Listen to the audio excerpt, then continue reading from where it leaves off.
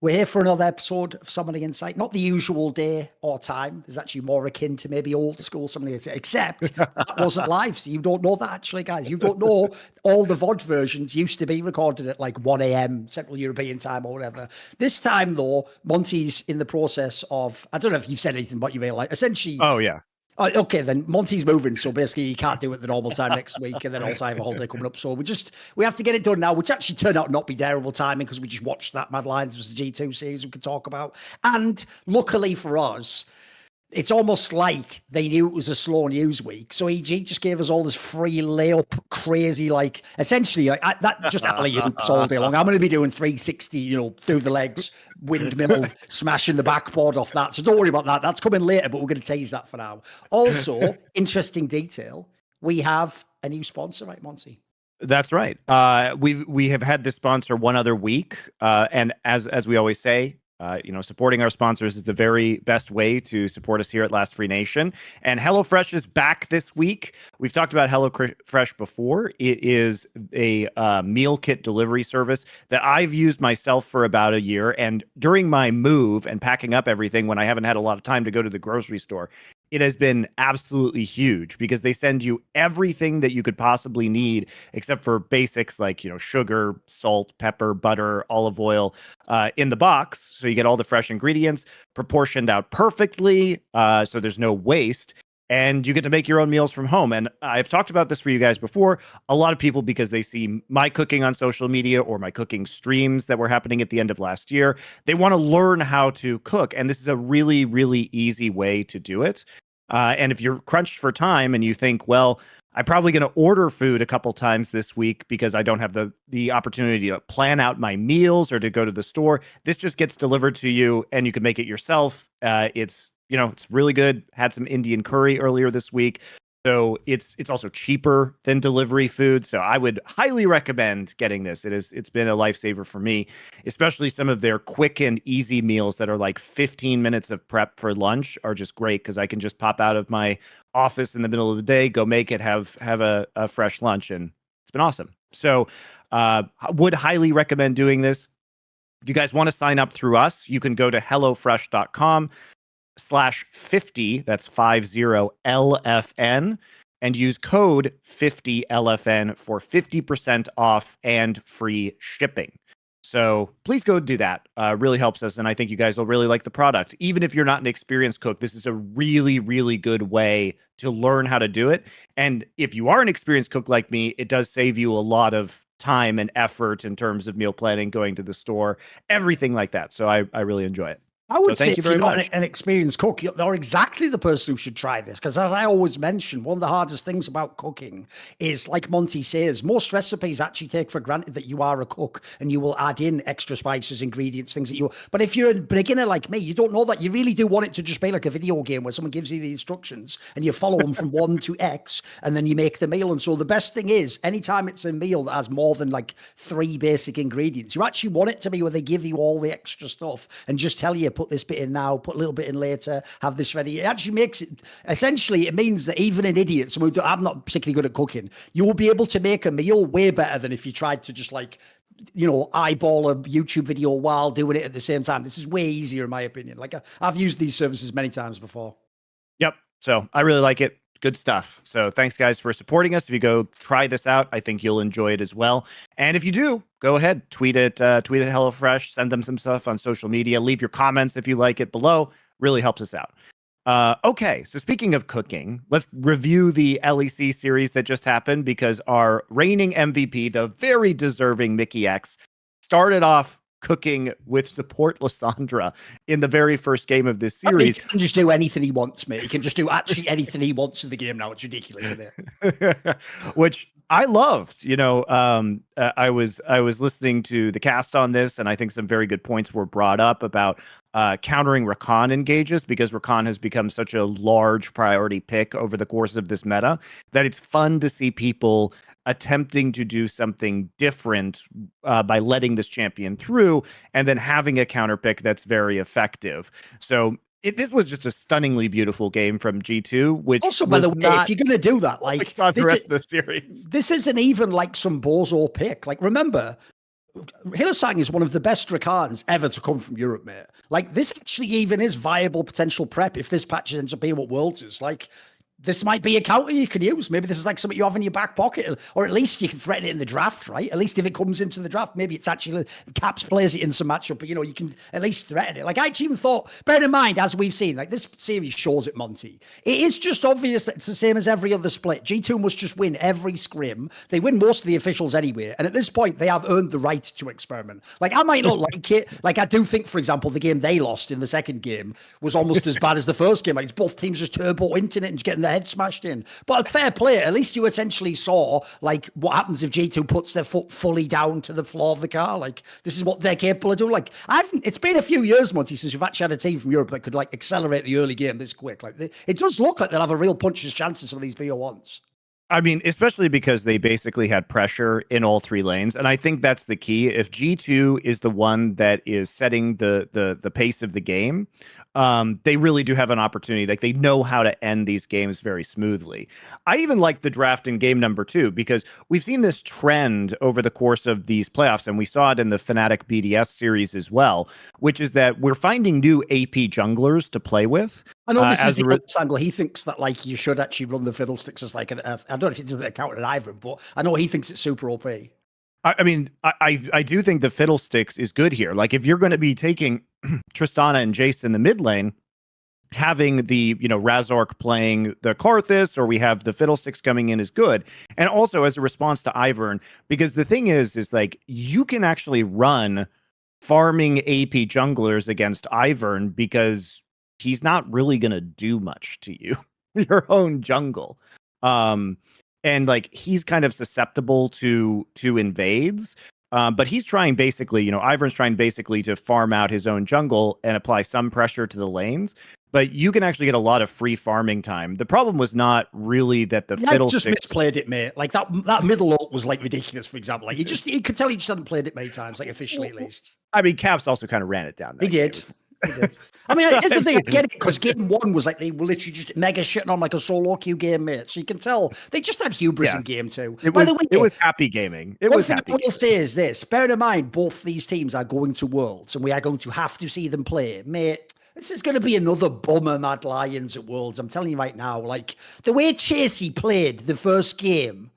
Bro, that should be like investigated for match fixing, mate. How many times was he under the other guy's tower? Like, no joke. And now I see what the joke is. Like, has Broken Blade intentionally just not played as many Cassante games to make people think? Is it like a conspiracy between Broken Blade and Evie to make Cassante look balanced? Like, when he played it, it was about 1,000 times better than the Evie Cassante. And it's like, for real, Chasey doesn't even understand they have that like dash backwards, mate. Like, I did that on about 3 times. And the worst one was the one where he double killed them, mate. Like, that was mental. That was actually mental. Like, I can't even comprehend what was happening in that game. I was immediately. I was really baffled because in this matchup, the Jax has to play kind of conservatively early until you actually get your Sunderer. And that's when the matchup flips, more or less. And the problem is that Chasey died in a 1v1 and used his flash without Broken Blade using flash.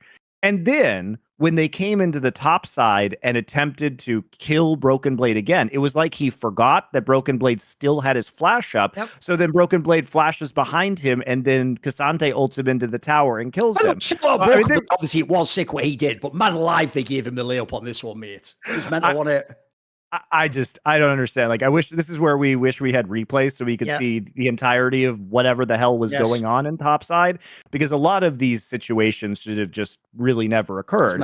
And once the Cassante gets so far ahead, it doesn't really matter if Chasey gets to the Sunderer at that point in time, because the damage has already been done, right? So, it was terrible. It was terrible. And, that was the lane that, after about 12 minutes or so, is supposed to flip on its head and would provide them at least some pressure. But because they were losing all the lanes, and man, I did feel bad for Elyoya in this game, because there was just nothing he could do. It was a nightmare simulator. There's nothing you can do with this one, man. Basically, he was trying to help some of his lanes, and he was just getting dove, or they were getting 1v2'd, as you said. This is the jungler's worst nightmare, where your lanes are just completely sending it, and then you try and go help them, and then you get killed as well. And there's just absolutely nothing you could do. It was terrible. I mean, this was this is a horrific game for Mad Lions, but it was really well played by G2. And this is the big upside of G2 that we see. You know, you love to see this kind of gameplay from them because you can see how clean it is, how well executed this game plan is. They close the games as well. It is fucking baller, isn't it? Yeah. And then obviously game number 2, I think that was some happy gaming. Like Caps was just awful. He was just awful in this game, just randomly dying, you know, kind of giving the snowball over. Really, really sad. And then Yike was also kind of in the El Yo-Yo position where he was trying desperately to help his lanes and not really Monty, if you think actually about having an effect. G2 is a really weird team because when you look at them on paper, the first name you always see is Caps, but he isn't at all like the old Caps. In fact, the joke is he doesn't even have to be Monty. He really can just be a fucking mage mid lane player and they could win the game. Like, as you saw in this series, like Broken Blade gapped the fuck out of JC. Basically, like, Yike's just fine. He's a good player. He's probably at the level of El Yoyo, and their bot lane's way better. So, like, you don't. The joke is actually you can even have Caps do negative game, and you can even have still won the game potentially. The team's just too good, isn't it? Their bot lane is too cracked as well. Just way too good, mate. Yeah, I mean they are doing really well, and it's actually one of the few lanes. No joke. I actually think Hansama and Mickey X can do some shit in these beer ones against the Asian teams. I'm looking forward to seeing it, mate. It's one of the few hopes I hold out. I think Chasey too, at least in game number 2, what he does is he tries to get into bot lane a lot of times towards the end of the laning phase. Like he will appear in the bot side and try and get Carzzy a lead or try and dive the bot lane turret. And sometimes more successfully than other times. Obviously, I mean, I think what was super funny, and this, you know, I started the series thinking, oh wow, this actually really gives me hope for Europe because I thought G2 played a brilliant first game of this series. Then they were happy gaming in game number 2. Then came the atrocities of diving of game number 3, where both teams were just brutally misplaying dives, and it was a complete fiesta. That Broken Blade, you know, managed to save basically by dominating the top side and showing the power of kind of like the Rylai's first top lane, you know, of Swain, right? And so he actually managed to salvage a game that was looking pretty doomed, but there were a lot of mechanical misplays, you know, Yike missing abilities during that tower dive, like missing his crowd control. The tragic dive by Mad Lions that also ended with feeding over a bunch of kills and kind of throwing the advantage that they had away. For sure, this could be game 5. Yeah, I mean, it was bad. It was a very, very sloppy game. And the final game of the series, I think G2 played it kind of. They were not having a good time at the beginning of this game, but I think when they realized that they could get the 1-3-1 and Caps was kind of fed out of the mid lane LeBlanc, so he could provide really good side pressure with the static Shiv Ludens LeBlanc. They played it out okay. I do think that the problem here for G2 is that it took them a long time. Their timings were off in terms of pressure. So they were doing like back timings when they needed to kind of manipulate the side waves in order to provide pressure. So it took them longer than it should to have even map pressure and get the actual split push off. They were also opting into some fights where I think they should have just kept splitting, like at Second Herald with Broken Blade. You know, they lost the fight where he TP'd in, and I think it was just more valuable for him to take down bot tier 1. But yeah, so it did take a little bit to get online, and so the execution was not great, but they did have the right idea about how to win, and they eventually were able to pull it off. I mean, the 4th game was an example of where the scoreboard lies to you. Like, the scoreboard said, like, Mad Lions is up 12 kills to 6. Yeah, they were like 1.5k gold up, Monty, with 6 extra kills. Like, but I think people keep forgetting, dude, that's like a thing from the old days that people still carry over. Because of the shutdowns, like, the actual, like, number of kills isn't really that relevant nowadays. Like, unless you're, like, 15 kills up or something, like, it's not, sometimes it's just, the key thing in the modern day, in my opinion, isn't did he get a kill? It's who did the kill go on to and how close did it get them to an item? That's my question. Because this is an example of a game where like one good team fight the right back in it. Yeah, and also, you know, they don't even really have to team fight. is the thing. The only thing that matters is that caps as well, so you could do whatever you wanted, right? Is it, who's going to answer the Yone or the LeBlanc? Are they going to be able to continuously get objectives? Because remember, you're playing an Ignite Rumble. There is no teleport. You have to force them to fight at Baron, and Mad Lions realized that. But they ended up taking unfavorable. They ended up taking the unfavorable Baron fight, because basically with Yike having the demonic embrace on the Maokai, it's really, really hard for them to like sneak a Baron because of all the saplings and the fact that those saplings are actively chunking them out a lot of the time. And they also have some poke coming in from the Xayah. So when you're actually trying to, push up and take this Baron, the other problem is they're just not tanky.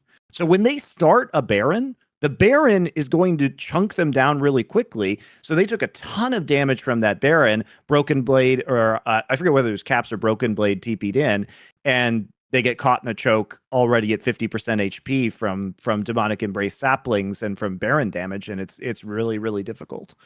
They're pretty squishy. Like, they're based around a chain CC wombo combo of Jarvan, Rumble, Neela, and Nautilus, and so. If you get caught out first, Nilo is basically just 100 to 0 CC'd in a choke point, and that's it. That's the end of the game. You literally can't stop their split push once they have the Baron. It's tough. So I do respect that G2 eventually got there. It did feel like, though, that their timings were off and they weren't applying even pressure on the map, would be my criticism. And that's going to be a problem when they play good teams, because you saw them get picked off in the side lanes, and you have to force situations where they can't stack 3 or 4 people into one side lane.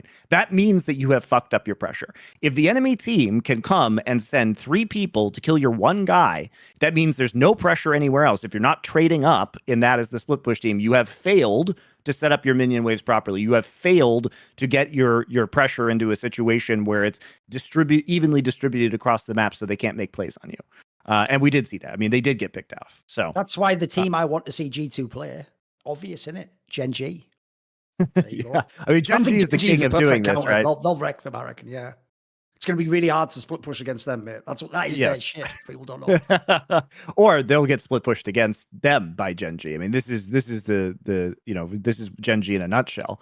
I think the team that punishes this the most from Korea is KT. KT is the team that if you're out of position, you're on your way to an objective, they just intercept you while you're trying to set up, and so they'll collapse really quickly.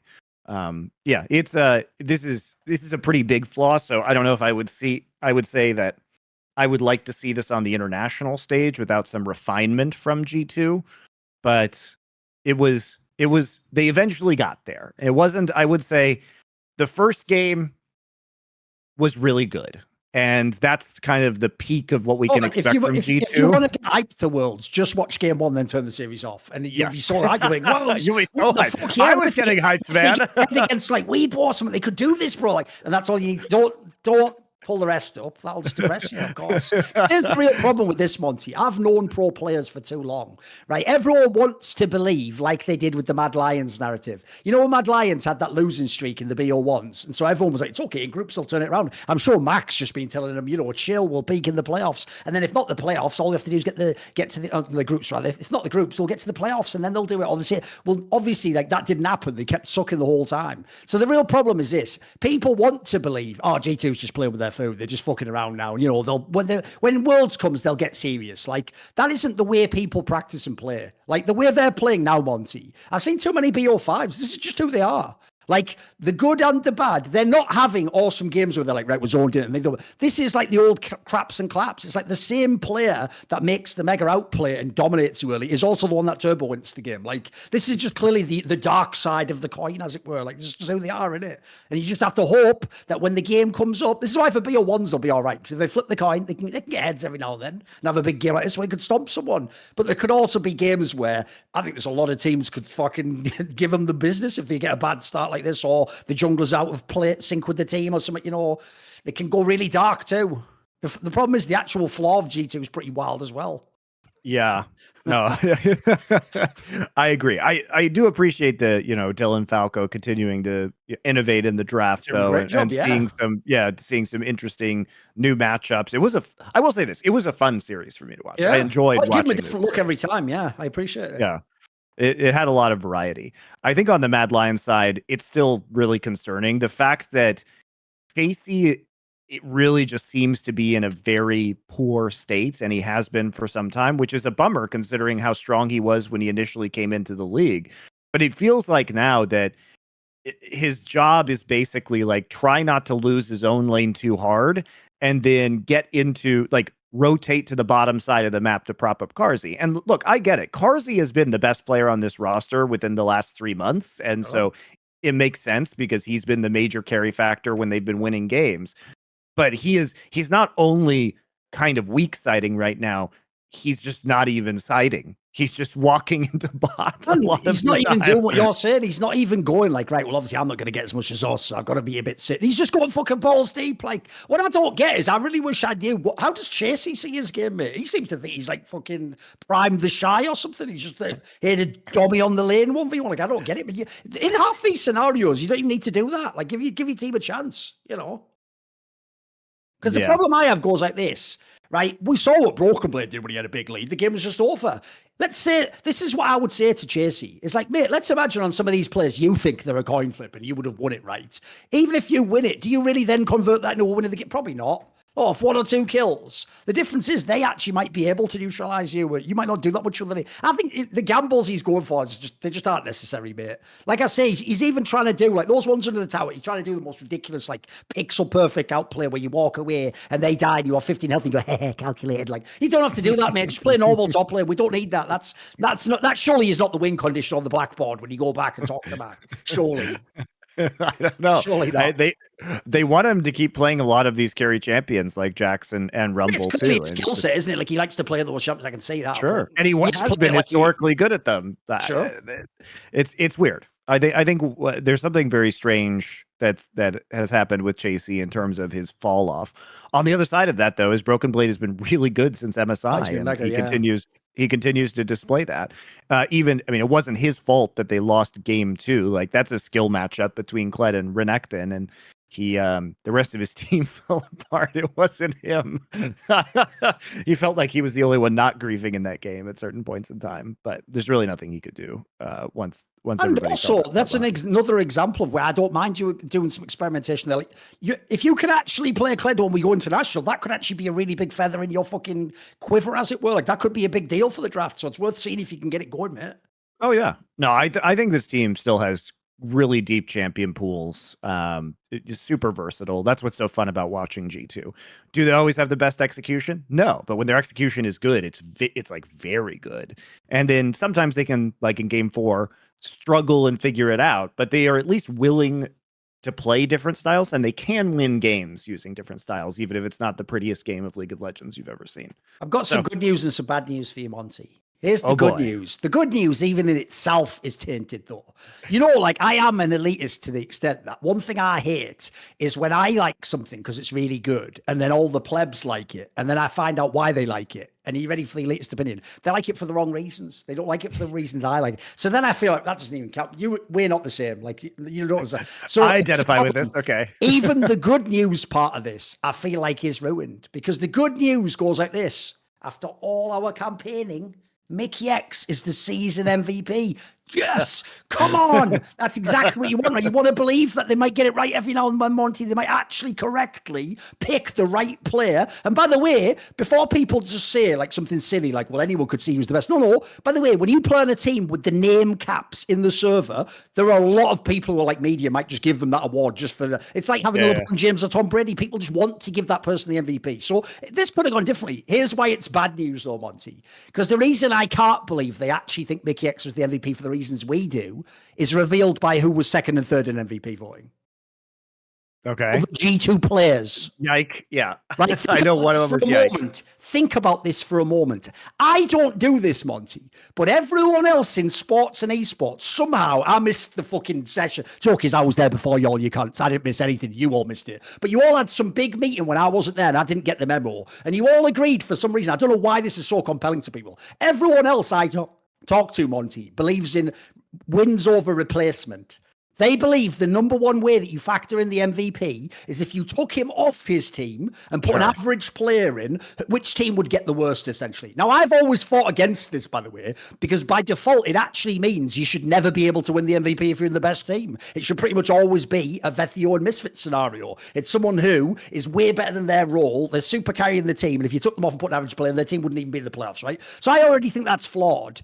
But how the fuck are you all going to gaslight me for 5 years that you're doing wins over replacement and then tell me the 3 best players all play on the same team and they're all MVP?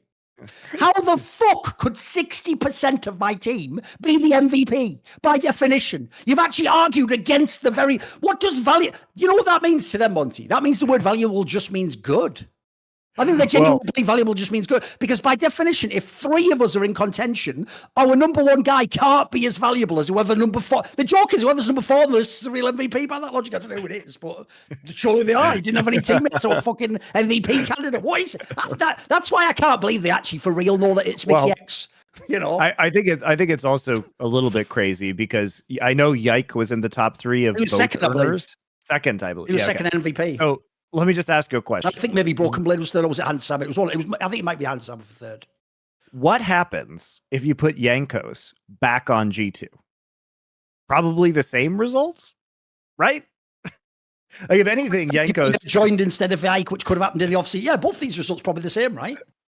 So, whereas I think what was so great about Mickey X this year is that he, I think, definitively in winter was the MVP of the winter split. He was amazing in terms of his roaming, his pressure, everything else. And while he may have not been the best player on his team, I think you could make arguments for other players in spring and summer. He was the only consistent player on this roster throughout the whole year. Like all the other players had some pretty big ups and downs, which is why it would have been really hard for me to vote for them as MVP because Mickey X's consistency as well as being the MVP of winter really sealed this in my mind. I don't think it was particularly close either. This is what kills me because, like, first of all, we can even go on the specific players, right? Here's 2 reasons why those other 2 aren't MVP, Monty. Yike. Bro, who the fuck thought this was the best player of the LEC this whole year? If anything, like each split he got better and proved he was a good player. And like, that's recency bias out the ass if you think he was the MVP. Also, just give him rookie of the year and call it a day. And then the third one's worse. How the fuck can both Mickey X and Hans Sama be the MVP? They play in the same fucking lane. In the same lane. Also, I think you could replace Hans with a number of other well-performing 80 carries. This is what kills me, dude. Bearing in mind, this is an individual award, and it's not about how well your team plays. It's about how well you played. Here's a name that comes straight off the dome for everyone, surely. After Mickey X, isn't the next name out your mouth Crown Shot? Has no one else been watching this year? This guy carried even the bad games. The joke is, some of the games they lost, he was just in like the ADC Nightmare Simulator. This guy was cracked. Then I'll give you another one. I'm not even a fan of him, Monty, but if I look at the whole year, wouldn't Kazi be top 3? Isn't he the Map Lions player we're all putting on? Fucking hell, bro. Like, give me a break. Like, I think this is that's why I say I can't even really take that much joy in the fact they got Mickey X right, because it's like they got it right, like accidentally, it looks like. Like these fuckers almost tripped over and made Yike the MVP of the year. Like, I think people will respond to your talking about Crown Shot and discuss the recent games that happened in the season finals. I thought he played kind of badly in the best of 5 against Fnatic, especially the longer the series went on. He played, but I think 50 games he played this year. Rather than, I mean, especially in spring, obviously he played extremely well. And also, I think that the way that he played in that best of 5 against Fnatic was reflective of an increasing desperation to carry his team. He was taking big risks, 2 big risks. Obviously, like, you know, E or flashing forward on Ezreal and getting caught out is bad. But it looked like he felt understandable to look at his teammates. Necessary for him to get some of these kills in order for them to win the game. I don't agree with him. He's got Adam getting gapped permanently top lane. His jungler stopped playing about a split and a half ago. Nook never made it to be an elite mid lane. He's just an all right. Yeah, give me a break, mate. Who's left? Just him and Labrov fucking pushing the boulder up the hill against. Yeah, spoiler. He, rather than just get choked out and lose the game, he actually went for some players. Well, my God. I actually like it when people do that, mate. I respect people who sort of like just go out quietly, actually like gun you out, you know. Didn't work, obviously. Yeah. I'm intrigued though to see what Crownshot, if Crownshot can make the actual world championship right now, because remember, we don't count the world qualifying series, which in its name is a Here's what you're going to qualifying appreciate. series. If you watch the last episode of Best Damn League Show that we did with Peter Dunn as the guest, he has an edgy take. And it turns out it's come exactly as you'd want, Monty. He says if BDS were the ones that come forth like that and play the game against Golden Guardian, he guarantees they will win. And the reason why is he actually says, I agree with him, one of the strengths of BDS actually is they look very well coached, actually. They do look like they're fairly good at understanding their win conditions, how to be. And he says, he didn't give what they were, obviously, but he says there are like very clear flaws to how Golden Guardians play the game that he thinks they'll be able to exploit. So he actually thinks they'll win this fourth place, the qualifier. I mean, I would say I agree with that statement if we took the meta right now and we took the player form right now, and like if this was being played on this patch tomorrow, I would be heavily inclined to agree with him. The problem is like I don't know if Gory is going to be that bad after being back in Korea for a month. He might be revitalized. There's been a lot of talk about perhaps burnout with him that may be affecting his performance. So going back to Korean boot camping is probably going to be very helpful, at least for that aspect of things for him. The other thing, and had someone else just play. Maybe just bring, I don't know, just bring like Peanut or something. That's how it works in LCS now, right? You just bring in whoever you. In fact, LCS, just bring in whoever you want. Is anyone good around? Hey, any ringers out there in the crowd? Oh, cheers! Oh, Mad Life, yeah, you just come and play, mate. Give me a fucking break. What's going on now in League of Legends?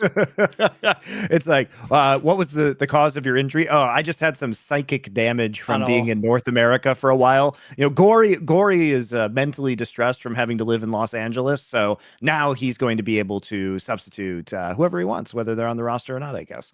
That's just how things roll these days. Wonder can just magically appear, even though all League of Legends rosters have to have substitute players. Now, here's the real question, Thorin. Why do they have to have substitute players if this is the result every time? If this is the result, what the fuck is the point of having a substitute on your basis team? of what Fnatic and EG have done within the last 12 months? You're a fool to even name a sub, Monty. It just actually means you might get held to using it. Why not just name no sub? And then you've just beat him, haven't you? You've checkmated him, Monty, because then when someone gets injured, you go, I don't have a sub. And then Ryan has to give you an emergency. So at that point, pick whoever you like. There you go. Problem solved, in it. And the reason why this is whack, by the way, Wonder's the best example. Because, mate, we're in a scenario now because of the esports winter that there are motherfuckers like Wonder and Inspired sat there doing nothing who are better than players you might have in your team now. So the idea they can walk in, and I know in theory, this is why normally this rule wouldn't matter. Normally, if you sat around doing nothing, it won't matter. If people don't know, Wonder is probably the best European player ever for not needing to play the game and then be able to walk in. Like, if people don't know, this is a total misnomer. People think that he's like shit in scrims and just because they've heard all those stories, right? No, go ask Grabs. Wonder is the best scrim player. He said the thing about Wonder is, for real, he's a guy where it actually actively hurts his game to scrim and do too much solo queue. He said he's actually a guy, no joke, and this people think this is a meme, but it's real, who sits there and he just theory crafts before the game like what he might do in a matchup. And in fact, the idea that he doesn't burn himself out playing is why when he then plays the game, he's like, it's got this crazy potency to him. So if there's anyone who was like an OP person who could walk in, it's that. And if you watch that series, by the way, guys, he started game one like a player out of form. By the end of the series, he was like one of the best top laners again. It was ridiculous. That was so egregious, mate. Come on. It's also, as far as a plug and play solution, Wonder is very good at weak siding. And the thing is that right? They're the kings. Yeah, he loses really gracefully, and he can actually he has such an insane amount of experience and knowledge of team compositions and game states that he can make himself relevant even if he's behind in lane. One of the best players ever at being Dove as well when he's on weak side. Just an unbelievable player, outplaying, getting the tower shot. Just a beast, isn't he? I think this was going to be hard. This is a hard matchup to slot him into because Adam does have his kind of bully champion pool in the top side. He will always have basically an extra combat summoner up on you. And Wonder was basically put on Renekton duty. And Renekton is really strong right now. And I think it is smart that they, kind of just had him play Renekton and Ornn so that he didn't have to. We don't know how deep his champion pool is at this point in time. And then I also think that they were smart just to not play around him and kind of keep their own top lane in isolation and try and look for advantages on other parts of the map. But yeah, I mean, he didn't get a lot of help. Like, Razork wasn't up there much. Trimby wasn't up there much. Trimby just camps mid lane now, as far as I can tell. He's there trying to skirmish in a 3v2 or a 3v3 with Razork and Humanoid a lot of the time. And big credit. I mean, they were able to set up some really impressive plays. Like Trimby has been such a crazy good addition to this Fnatic roster because he's a playmaker. And because as much as we complain about the lack of synergy between Razork and Humanoid, Trimby has fixed some of that because he provides mid lane pressure through his roams and through his playmaking ability. He ganks mid lane. Oh, by the way, even though people are like morons, they're all going to think I hate Fnatic. That play where they did the fucking that was like some put it this way, that play they did on mid Monty where Humanoid jumped forward and knocked the player and he got knocked all the way back and killed while he was pushed up. That was like put it this way, in like season 3, that would be like the best play in the world. That would be like the most elite Korean team ever. It was fucking sick. Play. It was actually a banger series. Yeah, what a sequence that was. It was awesome. Yeah, and also just the way that this is going to sound weird to say, but the best iteration of Razork is one where he doesn't interact with mid lane at all. So having him be Karthus and just be power farming the enemy jungle and playing cross map from Sheo, it was wild how far he got ahead on Karthus. I mean, he took his first clear was literally 3 quadrants of the jungle plus a scuttle crab. Sheo got 1 quadrant and a crab, and then Razork hits level 6 while Sheo's level 4 and just continues. It just dominates this entire game. It was absurd. It's a Karthus dream, right? And it's not that Razork. Remember, Razork used to be like a mega limited play. It was like Poppy plus 1.5 champions. Like, this guy's playing it all now. The Ivern, the fucking Karthus, he's playing it all. It's legit.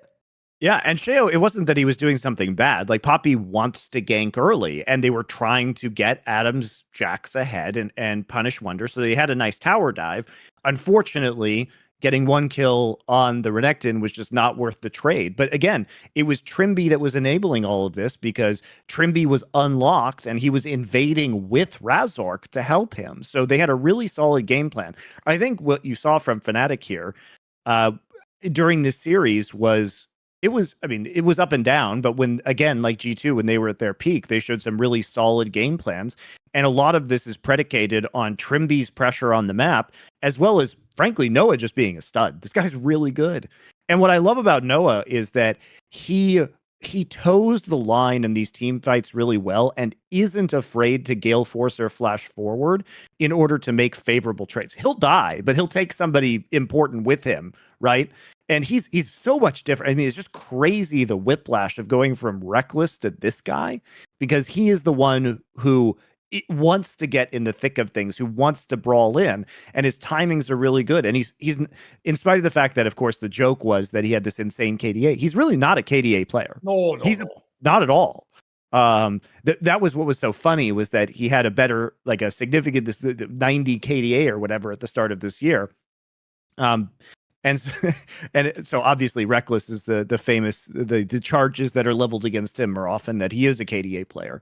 But Noah was doing this while just being super precise. He's just really good. He's just really also, aware. KDA as a stat becomes worthless if you just don't die, because the multiplier goes mental. Everyone knows that. Like, it's why back in season 3, Meteos had like 80 KDA or something. Like, he wasn't actually like faker times 10 guys. He just never died, did he? He was playing Zac. So that was overhyped anyway. I agree, though. The thing with this team now is, like, the joke is, this is like a Counter-Strike concept, Monty. If you have a team that has difficulty communicating, or you can't like play a very structured game in Counter-Strike, all you do is up the tempo. The faster you go and the more chaotic you make it, then people just rely on their skills. And if people don't know, aggression, actually, it can be a strategic move in itself because it applies pressure. I feel like what's fixed it, by the way, first of all, mad props to the actual coaching staff, Nightshare and those guys at Fnatic. They really did turn the team around when they came in. It was very different from the original squad with the other coaches. And then secondly, this is a team that actually now has some level of coordination. Dude, the worst thing about Fnatic earlier in the year was they played like individuals and there was no connection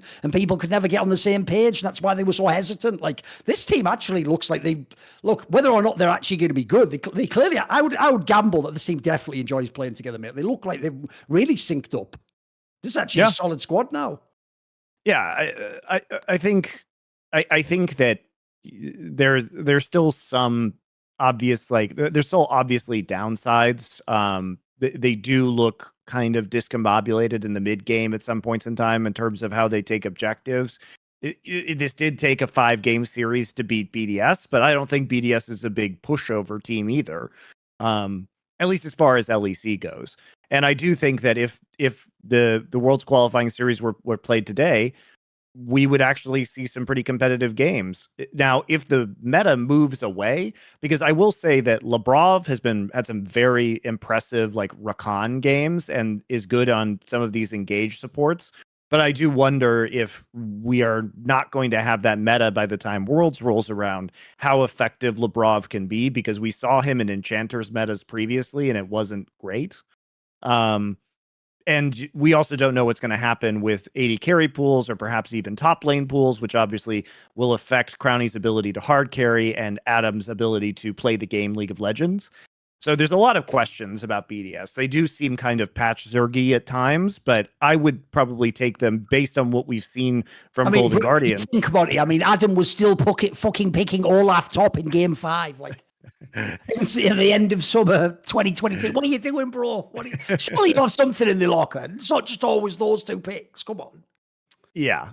I think that pick was maybe they thought it was going to work. What order was it picked in? I don't know if it was picked before or after the Syndra. I was pretty skeptical of the Syndra in this composition, but after actually seeing it in action, I think it worked pretty well. I was really worried about... It looks like they picked it near the end. I'm just looking now. Look, that was the end of the draft. Yeah, the Syndra was obviously worrisome because when you see the fact that Adam can break CC and get into the backline with Ghosts, and you see the Braum, of course... Right, so they didn't have the Syndra when he picked it. He picked it. It was the 4th pick, and at the time there was it was showing Ivan, Renekton, and Nautilus.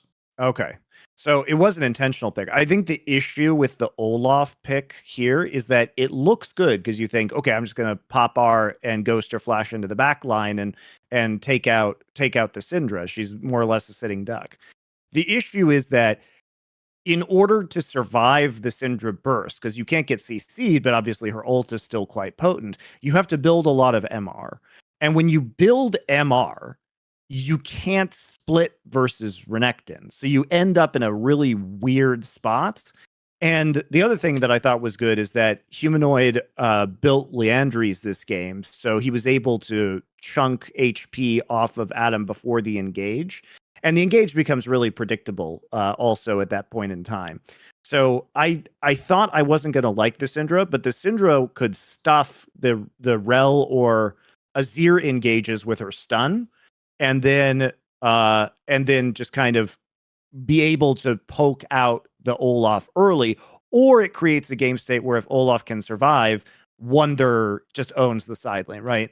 So it was... I think that was an interesting thing, and so even though I was skeptical of the Syndra at first, I think they utilized it really well. Also a pocket picker Humanoid, so fair enough. At least he showed he had it available, and it looks like they picked it, like you're saying, as a direct answer to the draft, right? Yeah, and I also think a lot of people are still in the mindset that Syndra doesn't scale well into late game, whereas with the Syndra changes with the shards, she now actually scales significantly better with the additional power she gets in her abilities the later the game goes on. And also, like I said, I think the Leandries was a good pickup here for this matchup. So yeah, there were things to like about Fnatic in this series. Ultimately, I think a lot of the LEC teams are a bit sloppy, even G2. I was so psyched we were going to get this like quick dominant series from G2. Everybody could get excited for them going into the finals and heading into Worlds. Maybe we'll still get that in the actual finals because it just feels like they are going to absolutely dominate either Mad Lions or Fnatic when it comes to the actual best of 5 that's coming up this weekend. So we could still see that dominant G2. They have been kind of alternating between strong and weak best of 5 showings. So perhaps we'll get a really big stomp from G2 in these finals. That would certainly make people feel a lot better as we march towards the World Championships in October. Problem is, if Mad Lions somehow loses to Fnatic, it's going to just sap so much of my like interest in LEC going to Worlds, because Fnatic has squeaked by in both these series. They could have lost to both these teams, XL and to BDS. Like, there's absolutely very real world. So if they can then beat Mad Lions, then what fucking state is LEC in? This has to be like a convincing Mad Lions win, then we get the rematch in the final. That's what it needs to be for the script. Yeah. You know?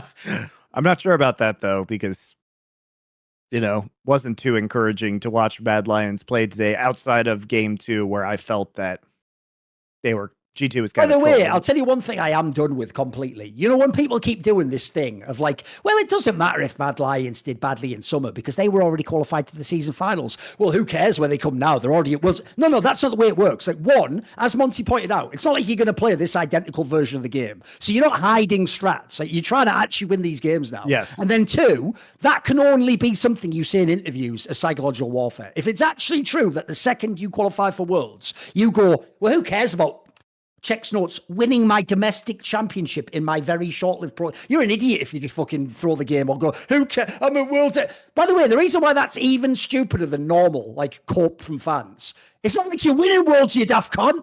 I don't understand that if it's like JDG fucked around and they were like, well, we actually like figured out like Exodia, and so we're just going to save that for World Finals. That would almost make sense in a movie script. Mad Lions isn't going to win Worlds, so spoiler, if they can win the season finals, they should go hell for leather, mate. Like, that should actually be the priority now. Because that whole thing that people do, that's where all Western gamers. This is what I always say this. When Western gamers get mad at the pros for like not being as good as Koreans and Chinese because they know they don't practice as much. It's like, who the fuck are you to say that? You're the equivalent of them as a gamer, you fucking idiot. Like, you don't practice, you don't try hard. That you think it's funny to be a slacker and go, haha, who cares? Second, fourth, it's all not first, is it? It's like, it does actually matter, mate. Like, the joke in your career is domestic players most of your accomplishment because where you're good. Like, if you can win the championship, that should be a massive priority. I'm sick of this thing of like, if you're not first, you're last. Like, only losers say that, mate. That's what people who come last players say. Like, you should, if you're Mad Lions, there is an absolutely very real world. Yes, that looked shit, that series, where you can just scoop these season finals. Mate, imagine if at the end of this playoff run, you somehow won the final, right? You would have won one of the mini splits and the season finals. Well, at that point, you've just ruined G2's whole year. You made them look like fools. They had all this edge. So I don't want to hear any cope about, yeah, who cares? They're already at Worlds. So it doesn't matter what seed, like it does. And also, by the way, even though, yes, the Swiss system will to some degree counteract seeding, the first game is mega important and seeding will affect that. Like, the difference between number 2 seed and number 3 is going to be enormous. Remember, if you're number 3 seed, you might actually just be able to straight up play like fucking LNG in the first game, like that, or T1 or something. Like, if you're right. Second seed, you might only have to play the other teams, etc. You get a better chance. Yeah. I also think that with the number of patches going on between now and Worlds, there's ample time. You don't have to worry about showing your secret picks or anything like that. Nobody really knows what the World's patch is going to be. We talked about this a bit on Power Spike, but there's not even really a point for teams to be practicing right now. Like, really? I think a bunch of the Korean teams are just on break because you might as well get your break in now, because scrimming on the current patches doesn't do you any good. Nobody knows. This is the largest gap that we've had between the end of regular season kind of domestic play and an international tournament, I think, ever since they started doing Worlds and MSI. So there's really it's going to be multiple patches in the future. Nobody knows what's going to happen. So there's not really a point to practicing right now, if we're being honest. It's always a toss-up in terms of meta adaptation at the start of Worlds play-ins anyway. Like, we don't even really see the meta develop until previously in the group stage and probably in the Swiss stage here, because teams are going to be coming in with different reads. But this is just a huge gap in terms of patches between now and when we start Worlds. So might as well just chill and take a break until we get closer to the 9th, which is when that World's qualifying series is happening. There's going to be a full month between LEC finals and when BDS has to play Golden Guardians. By the way, long I time. saw a clip the other day that just made me laugh, so I thought I'd bring it up to you because you'll be able to appreciate it. There was a clip where some guy, I forget who it was on Joe Rogan, and he was talking to Joe Rogan about the sport of wrestling, not WWE. I mean actual like Olympic Greco-style wrestling, etc., where you just basically fight a guy and you hold him down and pin him, etc. Right? And this guy was talking about the fact that you do get amazing wrestlers from America. It's obviously a mega sport there. But if you have a look at the ones that become world champions, they're basically all like prodigies. Like they were just essentially someone with insane talent and then they worked on it a bit and then it was able to manifest. Whereas if you look, right, basically that place where Khabib comes from, Dagestan in Russia, they just churn out like world championship level wrestlers, just like on a conveyor belt, Monty. And are you ready for the if you know esports, are you ready for the incredibly boring reason why they're better overall than the Americans? Notice what I said. Not always. You can be a prodigy and beat them. But if you talk about just delivering like a normal athlete, they win. Are you ready for the reason why? Because in America, they have work-life balance. So they practice, Monday, Wednesday, Friday. You have a couple of days off to rest. And then you go and then what you do is right before the tournament, like esports, you do a boot camp, you prep with all your dudes, you get your level up, and then you try and peak, right? Can you see if you can guess what they do in Dagestan, Monty? Wrestle for 12 hours a day. They just never stop practicing, mate. They practice every single day. And as you can imagine, they do like those sparring sessions where it's like a real fight, essentially. Like, the joke is, I actually just wanted to pause this and just like call in. Like, you are aware, this is the entire field of esports. And this is like what all of us are in denial and distance. Like, everyone in the West is pretending like we can do the Monday, Wednesday, Friday. And then we lose every time. And then they're just doing the whole week. Like, I felt like I was just looking at the same thing transported to a different field, It's like Muay Thai, the sport that I well, they have hundreds of fights. Yeah, sure. Thai fighters have hundreds of professional fights. Like some of them have the same day, 300. Right? Sometimes they have like 300 professional fights on their record. Not only that, but it's almost unfair, like competing against these guys because they begin conditioning techniques when they're children. So they are out there like... I know people think it's just blood sport. They really do that thing where they kick the fucking trees and break the bones. Yeah, they kick banana trees. That's real. They actually do that for real. That's not a meme. I know it looks like some shit for a movie. It's real. You could take like rebar and roll it up and down your calf, your shin bones to like create microfractures to strengthen the bone. And these people are doing this from a very, very young age, and the training just never stops. If you're a professional fighter, you are having multiple training sessions every single day out in the heat and humidity of Thailand, and you've been doing this since you were a child, and then you started fighting professionally probably sometime in your teens, and by the time you're reaching the end of your career, you've no joke had 300 professional fights. This is why people in the West, obviously you can't within the weight class, right? But if you watch professional Thai matches, it's very difficult for Westerners to overcome the greatest boxers in Thailand right now. They're just too good, and they're too experienced. And it is the same thing, it is cultural, especially with the popularity and mainstream acceptance for kids, especially. I won't speak about China because I've never lived there, but the prevalence of League of Legends in Korea is just massive. It's something that it's a game you play with your friends when you're in school. It is something that everybody just kind of does. It is pervasive. And so super hard when these kids pick up League of Legends when they're probably, 9-10 years old.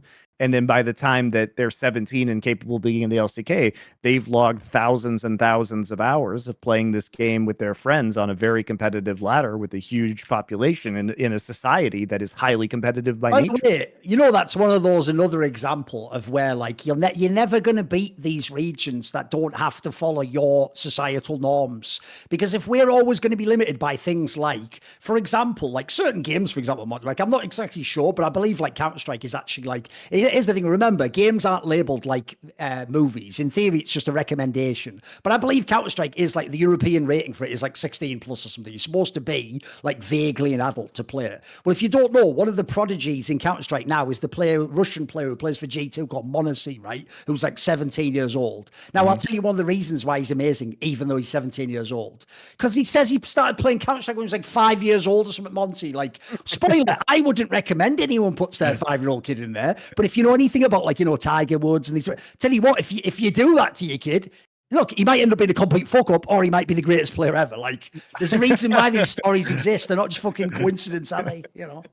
Yeah, because you're hoping that the skills that you kind of drill into your child will be something that they actually want to do when they're older. Because otherwise, I mean, there's a lot of parents that do that. They get their kids involved in a sport or in film when they're very young, and it just kind of ends up being their one and only defined skill set. So fuck you if you don't like it later. You're an Olympic skier now. That's it. There's actually I don't know if you've seen it, Thorin. There's an interesting film about this called Molly's Game, which is about, so it's actually about poker.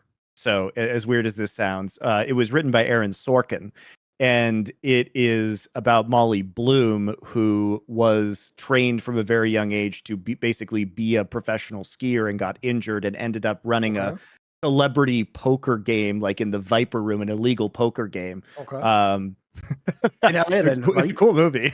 It's a cool movie in Los Angeles. Yeah. And then later in New York, and she basically got busted by the FBI. So she's part of the underground and criminal underground. Oh, yes. Shit. Right. Okay. Well, I mean, her mistake was she started taking a rake, so she became an illegal casino. Right. But she was basically, it goes into her childhood where her father, who was actually somebody my dad knew because he taught at the same university as my father, was basically in Colorado with her and her brother, who was an Olympic champion, on the slopes 24/7, basically grooming them to be professional skiers. But anyway, it's a great movie. It's just a total aside. So you want to talk about some of the EG stuff now? Because it's going to take some time to dive into. There's two ways we can do this. One, there's the whole real topic of, like, if people don't know, we updated you that she deleted her Twitter. Nicole Jameson now essentially has officially stood down. And what they've done is, EG is so shameless as a company, they can't even let the person just disappear out the back door and just do like a simple message, thanks for what you did, and, the good and the bad. No, what they've had to do, because this is who EG, the company is they have done a full spectrum propaganda, like, exit, as though, like, joke, dude, they were like this close to giving her a ticker tape parade. This is mental, mate. Like, you would think she went to the moon or something, the way they're treating her. Like, it's actually outrageous. But here's the good news. Before we get into all the hypotheticals and everything, I actually have something exclusive on this episode. The producer can bring it up. That's straight fire. So one of my sources gave me this email that you can look at on screen now. This email was sent to everyone with an evil genius. So this is what you can see there. Judy from Peak Six, which is the company, the investment group, the arbitrage company that owns Evil Geniuses, and put Nicole Jameson in her position, by the way. This person sent this internal email, and this is the tone that they're messaging internally. So remember, guys, this is the most egregious part. This isn't even meant for people outside the company. This isn't like where you just got some bullshit marketing guy, just fucking lie to them. Who cares? It's all sophistry. This is what internally they want people to think. So what I'll do is I'll read some of it now, and then we'll just get into how funny some of it is, basically. So the email from Judy Hart at Peak Six says, Peak Sixers, already I am cringed beyond belief. What are you talking about? Like, you mean Evil Genius? What are you, really, okay, Peak Sixers. By the way, shit name if you're going to have it. How about Peakers or something, you daft fucker? How about P6s? I don't know. Peak Sixers doesn't mean anything. But today, Peak Six congratulates Nicole on her amazing accomplishments and wishes her the best of luck in her next stage. We believe that Peak Six has always developed champions, and Nicole personifies this. I don't know how she does. In what way is she a champion as a CEO? But okay. Then this is where it gets mad, because they do that classic thing where they tell on themselves and don't realize they do it. So they go, Nicole originally came to Peak Six as an intern before joining us full-time after graduating college, right? Pause. So what you mean is she used to work for us as an intern, then finished her degree, and we just made her a CEO. That's not nepotism. What are you talking about? Why would you even write that? Like, you didn't even put, she learned valuable skills in her degree, which meant, no, yeah, essentially what you just said there is your bozos. But okay, then it goes, she worked across several different companies, gaining experience and skills before eventually rising to the role of CEO Evil Genius. By the way, by rising, she was just put straight into that role. She didn't rise at all. She was just granted that God Emperor status or something. E.g., their IP and their history was bought by P6, and she was installed into a role despite having no experience as a CEO, no experience in esports, and by all accounts being terrible at all of these things. And then it starts to get funny because then it goes, she applied the same idea of developing champions. What idea? All they did there was establish at the beginning, we develop champions. And since we hired her, she does it too. So she continued applying. What do you thought? What did she apply? Nothing, but anyway, it goes, she applied the same to the culture at EG and grew the organization to a global powerhouse in esports. Now, if you don't know, it is a classic cliche of a hack marketer to call everyone who's good a powerhouse. That's a classic piece of like sports writing cliche that you avoid if you're good. Like if you call everyone a powerhouse, you sound like an idiot. And if you call EG a powerhouse, you sound like a cretin. Because the idea that they were like, powerhouse would imply as an org that they're like competing for best org in the world. Now, if people don't know, as we'll get to in this email here, here's what EG did. Now, it just so happens right now, they did just have a massive accomplishment. They won the World Championship of Valorant. That is huge. You cannot argue that. Now, look, I wouldn't say Valorant is quite at the League of Legends door to CSGO level, but it's only one notch below, and that is still very competitive. Now, we will say, don't worry, Korea and China are nowhere near what they are in League of Legends. I hope that goes without saying. That's why NA can win a World Championship. But even so, Europe's very good. It's a developed game now. So there's one World Championship. But here's the problem, guys. They're then going to make it sound like she won the World Championship in every game. Get ready. Even though, when you actually look at what the other game accomplishments are, you wouldn't even put these side by side, if you're honest. Like, you would never even want to downplay the Valorant Championship by making it sound like. So it goes, from the very beginning, we set the goal of winning championships in all major titles.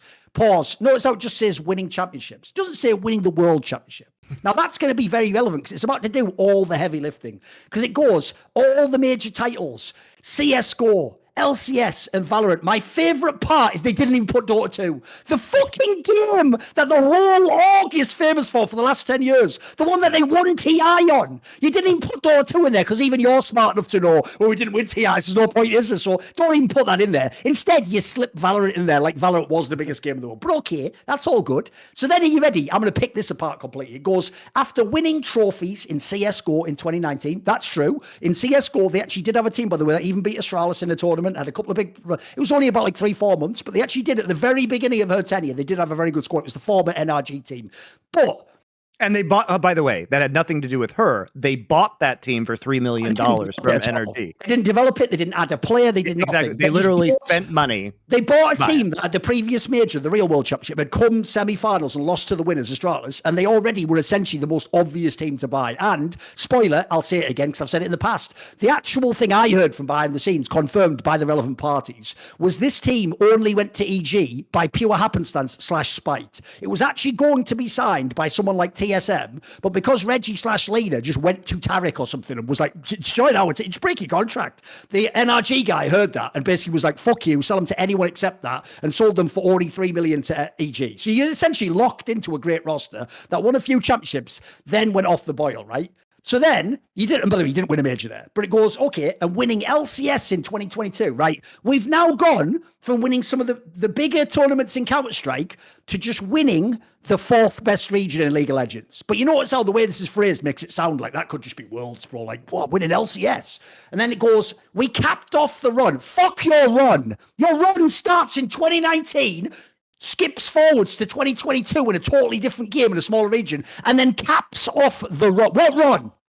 What is the run there, by the way? What is the run between 2019 and then going to a different game in 2022 and win NA once? So, okay, then it goes, we capped off the run by winning the World Championship in Valorant this past week. Yeah, you did. That's right. You had nothing to do. There's no connection whatsoever, by the way, between winning Valorant now and winning a CSGO tournament in 2019 and winning LCS last year with a team that you cut the players from. And one of them was literally almost hospitalized and could never play League of Legends again. I don't know what the connection is, but this is where it gets funny. This is where it gets actually hilarious. Because this next part is like bad SNL skit writing, mate. Are you ready, guys? It goes, think about this, right? Even if you really like someone, you don't want to like over-egg the pudding because even they'll know, well, this is a bit insincere. Get ready for the sentence about to be read out.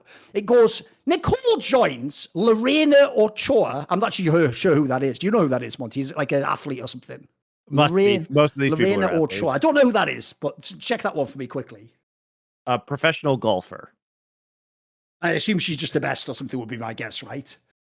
I think these were people who just retired in their prime. Right, there you go. And then it goes Lorena Ochoa, Sean Connery, Sean Connery, the all-time great actor. You ready? Ken Dryden, who if people don't know was that like god tier hockey goalie for like I think it was the Canadians, the Montreal Canadiens years ago. He was a fucking amazing player, and he was famously like I think he became a champion when he was like 18 or something. He was like one of those like prodigies. And then Mia Hamm, who's like a female soccer player, if people remember, they call the GOAT or whatever the fuck. And it goes as people who have stepped back when they were at the very top of the world professionally. Right, that is so egregious, it is mental. Because not only are some of those people champions and goats in their games, Monty, but even better, Sean Connery ran the fucking game on Hollywood for like a 50-year span, doing any movie he wanted. Just every 5 years, he was like an Oscar-nominated type fucker. Then at the end, basically just said, I've had enough with movies, actually. I will choose to willingly walk away. Now, the worst thing about that is not only is she in no context on the level of these people, but it's even disgusting, Monty, that they're pretending she's choosing to walk away. That's the most gross part. It's not like Ken Dryden almost killed someone and then went, you know what, I choose to retire. Shut the fuck up. So it's not only have you put them in a category like, by the way, I challenge you, how could you make that sentence more ridiculous? Like, what I mean, you add the next one. It's mad, isn't it? You add the next one. So here we go. Then it goes, Nicole will go on to do even greater things. Like all of them, Nicole will go on to like all of them, Nicole will go on to do even greater things. But that doesn't make sense, Thorin, because the whole point of the previous sentence was that they retired and didn't do any more work at their peak. They didn't. None of those people went on to do greater things. When Sean Connery retired, he didn't go do greater things. That was his career. He had reached the peak of his career. And the whole point of your previous sentence was that these were people who were on top and voluntarily walked away. They retired.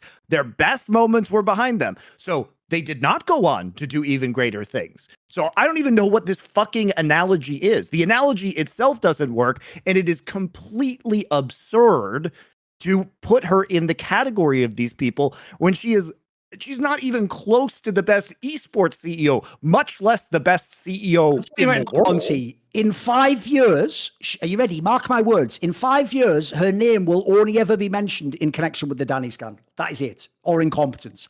No one will even remember in 5 years they won LCS and they won Valorant under her reign. I guarantee, because the joke is, I mean, we'll get to it in a second, but one of the most egregious things about the way they're spinning this in the interviews is they're making it sound like she herself, like, there was a lot of scrutiny. It's like, you put yourself out there all the time. You were putting fucking jokes from the account on your thing. But anyway, we'll finish off reading it. It goes, Jenny just said, Nicole has achieved every competitive goal we set for ourselves. In that case, EG is a dog shit org, because I would have set goals like this, Monty, win the CSGO major, win the international in Dota. Here's the crazy one for you, Monty. You know, I maybe win Worlds in League of Legends. Wouldn't those be goals you'd set for yourself? But no, apparently their goals involved winning tournaments 4 years ago in CSGO. By the way, you notice they don't mention there, Monty, that when she leaves the organization, so when she leaves, when they win in Valorant, we're supposed that to be relevant. She did that. When they leave in CSGO, I don't know if you know this, they're still losing all their series on LAN.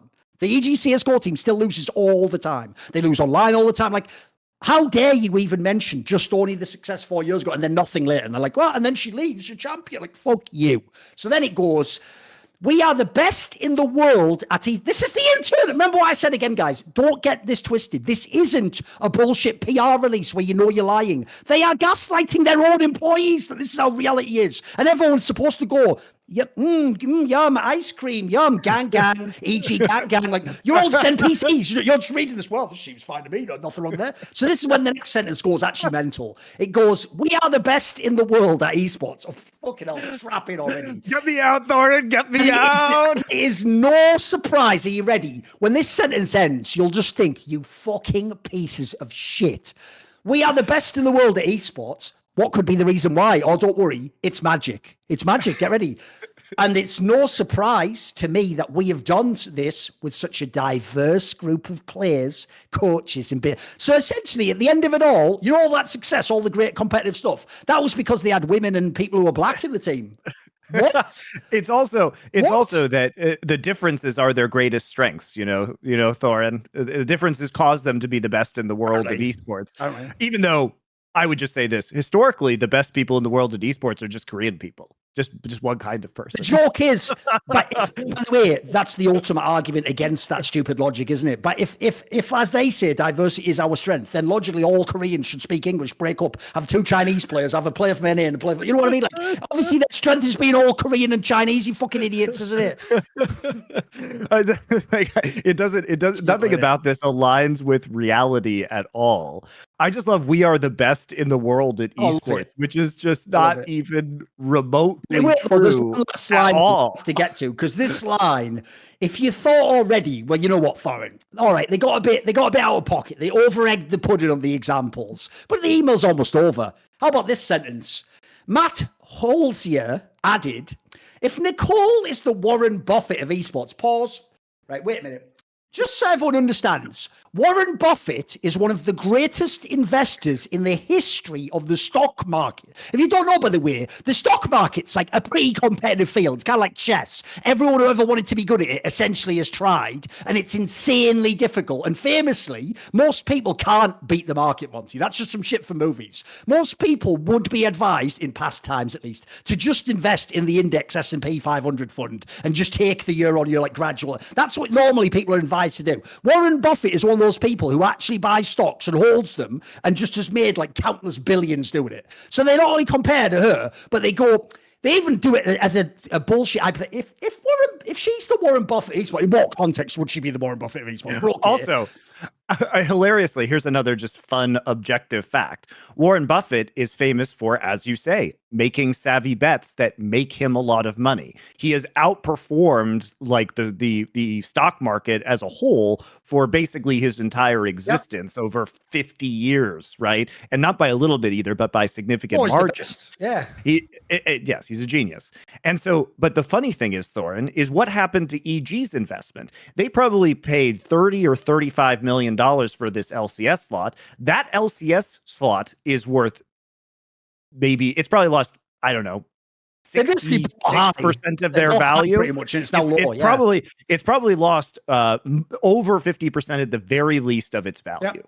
At this point in time, as we can see that MSG is literally just doing Madison Square Garden, a massive multi-billion-dollar company, is literally doing equity swaps with NRG. They're getting NRG. They're getting stakes in NRG as opposed to actually making a cash transaction. Everybody in the LCS, if an LCS team could sell their slot for $20 million right now, they're probably half the teams in the league would take it. Probably half the teams would take that amount of money. Which is still 10 to 15 million, probably less than EG paid for it. So she's kind of like a reverse Warren Buffett, where she has overseen a depreciating asset. Now, I'm not saying that's her fault, all of it. Some of it is definitely her fault. The horrific attempts at rebranding, getting rid of Peter Dunn, who built you that championship roster, losing your 10-year-long Monster Energy sponsorship, which was the Danny thing. Mate, that should have been. Think about it. If you actually, people miss that one, Monty. You know, it's even more egregious in light of what happened this year with the esports winter that you lost Danny. You should have been able to keep Danny and Jojo. Danny would have been on like a cheap ass contract. Like, you actually would have been able to do this budget roster with a better lineup. That's what's so stupid about this. So it's actually even more egregious. Like, you fucked up all your assets. You've actually devalued almost everything except what the Valorant team. That's about it. What I don't understand about this, Thorin, is Jenny Just and Matt Holst also gave away FBI, who then won the championship on a smaller team. Like, are we just going to ignore that too? Like, wasn't that you? Didn't you guys do that? Jenny Just and Matt Holsizer are the co-founders of Peak Six, and these are the people who, for whatever reason, are obsessed with Nicole. I do not understand why she is their darling or what she did to bamboozle these people. But I just wonder what Peak Six is doing. Like, Peak Six, you have had a drastic failure in terms of your own assets. Like, your assets have depreciated massively since you bought EG. You bought high on basically everything and have nothing to show for it now. Your slot is worth less money than you bought for it. You paid millions and millions of dollars for a CS team that is failing right now. Now, you have done some good things on the Valorant side, and that obviously not going to take winning VCT Worlds away from them. Yeah. It was huge. By the way, in that game, they did actually like scout lesser players, and it wasn't big names. That's actually, that one, they get full credit for that one. That one was very legit. Yeah. And so there have been some bright spots, obviously winning LCS, but a lot of that was done by Peter Dunn and the rest of the coaching Empire staff. and all those guys. Yeah, Empire, all the people Artemis. all the people who were there who I think had a very good coaching and scouting all of those system. people, all of them. And as we've seen, empowering Peter Dunn tends to be a pretty good idea for organizations, right? And it's not like you invented that. You're about the fifth dog to do that. Yeah, now, exactly. You know what I mean? Like, give me a break. It's pretty obvious, exactly. isn't it? I know. Exactly. So there are some, bright spots to EG, but at the end of the day, they're not worth anywhere near. They've gone down in value pretty significantly. The reputation is now in tatters. The attempt at a rebrand was a very expensive and massive fail that then had to be done again.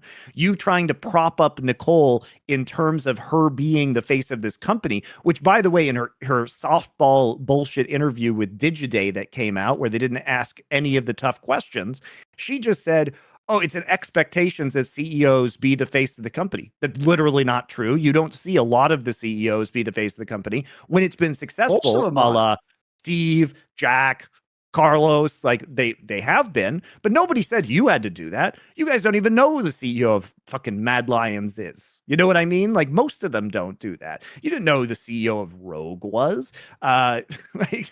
Reginald, even though he was the CEO and famous because he was a player, he really wasn't a public figure over the last multiple years now. And so during Nicole's time, he wasn't really out there very much, partially because people disliked him for very good reasons. But this is not something, but she insisted on it to stroke her own ego. So I don't really understand why Peak 6 wants to celebrate this particular failure of a business and this particular individual who, by the way, the Riot investigation from the law firm is still ongoing, and they could still block Nicole from ever participating in LCS again if they find bad shit that's happened. They're really going to nail that fucking stable door shut now that all the stallions have bolted, guys. But I tell you what, if any of them teleport back inside, they'll never get out again. I'll tell you that much. Fucking way. I mean, they also just don't need any more public scandals surrounding women. So, like, obviously, they're not going to publicly make a statement about that, right? So, Riot's had a lot of those in the last few years. So, I think that this is, I don't expect anything to come from this.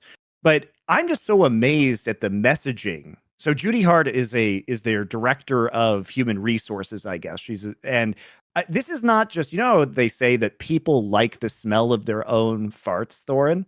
This is like they have built a tiny room to hotbox their own farts. It is next level what this email is and what they're trying to push, this narrative that they're trying to push on people.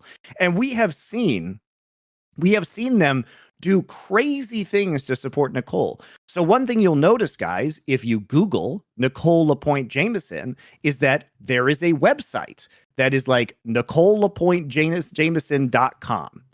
And this website, it's NicoleLaPointeJameson.com. This website conveniently appeared when the Danny scandal went down and there was a lot of negative publicity.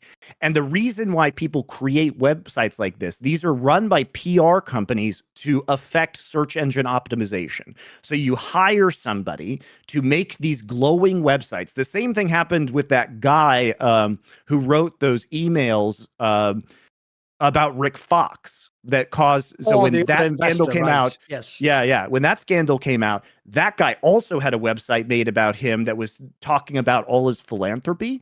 So now, essentially, it's like what happened to me. Essentially, like the joke is, I should have done this like 10 years ago, but I didn't. Well, obviously, for like a solid 5 years, if you Google Duncan Thorin Shields, it would say that article like fired from Poland or whatever, and you'd be like, yeah. And essentially, what Monty's talking about is you just try and put as many things as you can into the website that will be SEO optimized, so it just pushes the Danny story off the front page. Because her dream, like mine with the Poland one, is if it's just not on page one, you're safe. Like most people aren't going to read through every, they're just going to look what's on page one, think that's who you are. So it's obvious that they're doing this. It's very cynically done, isn't it?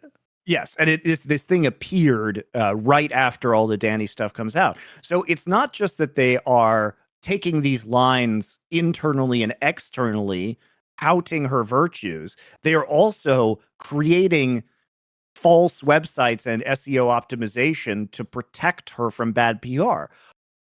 I am just baffled, given that the owners of Peak Six can't possibly know if she did something malicious or not. Like, they can't possibly be 100% sure. Why would they be putting themselves out on a limb here? And if she's doing such a good job, why is she leaving? Notice that she's never answered that question. They don't ever. She's never answered the question. I mean, they tried to apply in this internal email because she's accomplished everything out there. They're trying to be just like Ken Dryden, 6-time Stanley Cup champion. I guess she just thought it's time to walk away at the top, innit? Like, they tried to sell that angle, but obviously no one believes that, do they? Come on. So I just don't get. And they're really, I mean, as you can see in Richard Lewis's article series that he wrote, where he had like over a dozen EG employees basically say that she was a moron and say that she was a narcissist, didn't do much. I've talked to people, and you know what was so interesting about some of the conversations that I've personally had is that other executives within esports, a lot of their first interactions with her was when she was on panels. So she would go to conferences and speak on panels. And some of the feedback I heard was that she was really quite impressive talking on these panels. Huh? And so some of the executives were excited that she was part of the space, and they thought she was, potentially a rising star. But what I've also heard is that once they actually started talking to her, they realized she was incompetent, and she knew all of the right things to say on the panels. Words and stuff, right? I see. But really, there was nothing behind that facade. She just sounds like one of those LinkedIn products, isn't it? Where it's like you scam your way in, you are looking like you're legit, but there's no substance. She's a charlatan. And by the way, you can tell from this email that all of the people who founded Peak Six and our executives there wrote that they are all charlatans. It's just charlatans all the way fucking down at Peak Six. It's like a company, but they're just charlatans, yeah. Just charlatans stacked on top of each other. And what's so how do they get money to do things when they make these kind of investments that have had massive depreciation? Their investors, this is a joke, LSD, and then when they're peaking, that's when they get them signed, don't they? That's why hence the name Peak Six. That's when they get the $6 million. Because you think you're on an alien mothership signing a declaration of mankind to the Intergalactic Federation. Actually, turns out you're signing a investment deal for 21%. After six we have to address this as well, because the interview you're talking about, the DigiDay one, I'm glad. Again, just like we said about MVP with Mickey X, every now and then the community accidentally gets it right, even though they probably didn't really get it right. I noticed everyone was outraged, thankfully, in this one section where the piece of shit guy who did the interview, spoiler, I even know who that journalist is, guys, by the way. It's one of those people. I can't remember if he was literally involved, but it's one of those ones who went mental about that Gamergate shit like 10 years ago and never shut the fuck up, making everything about that. And essentially, if you're not under his side, you are like an evil right-wing Nazi troll of the internet. So it's one of those bozos. So I already knew he wasn't going to do a great job. But fair enough, they at least did try to put the question to her, Monty.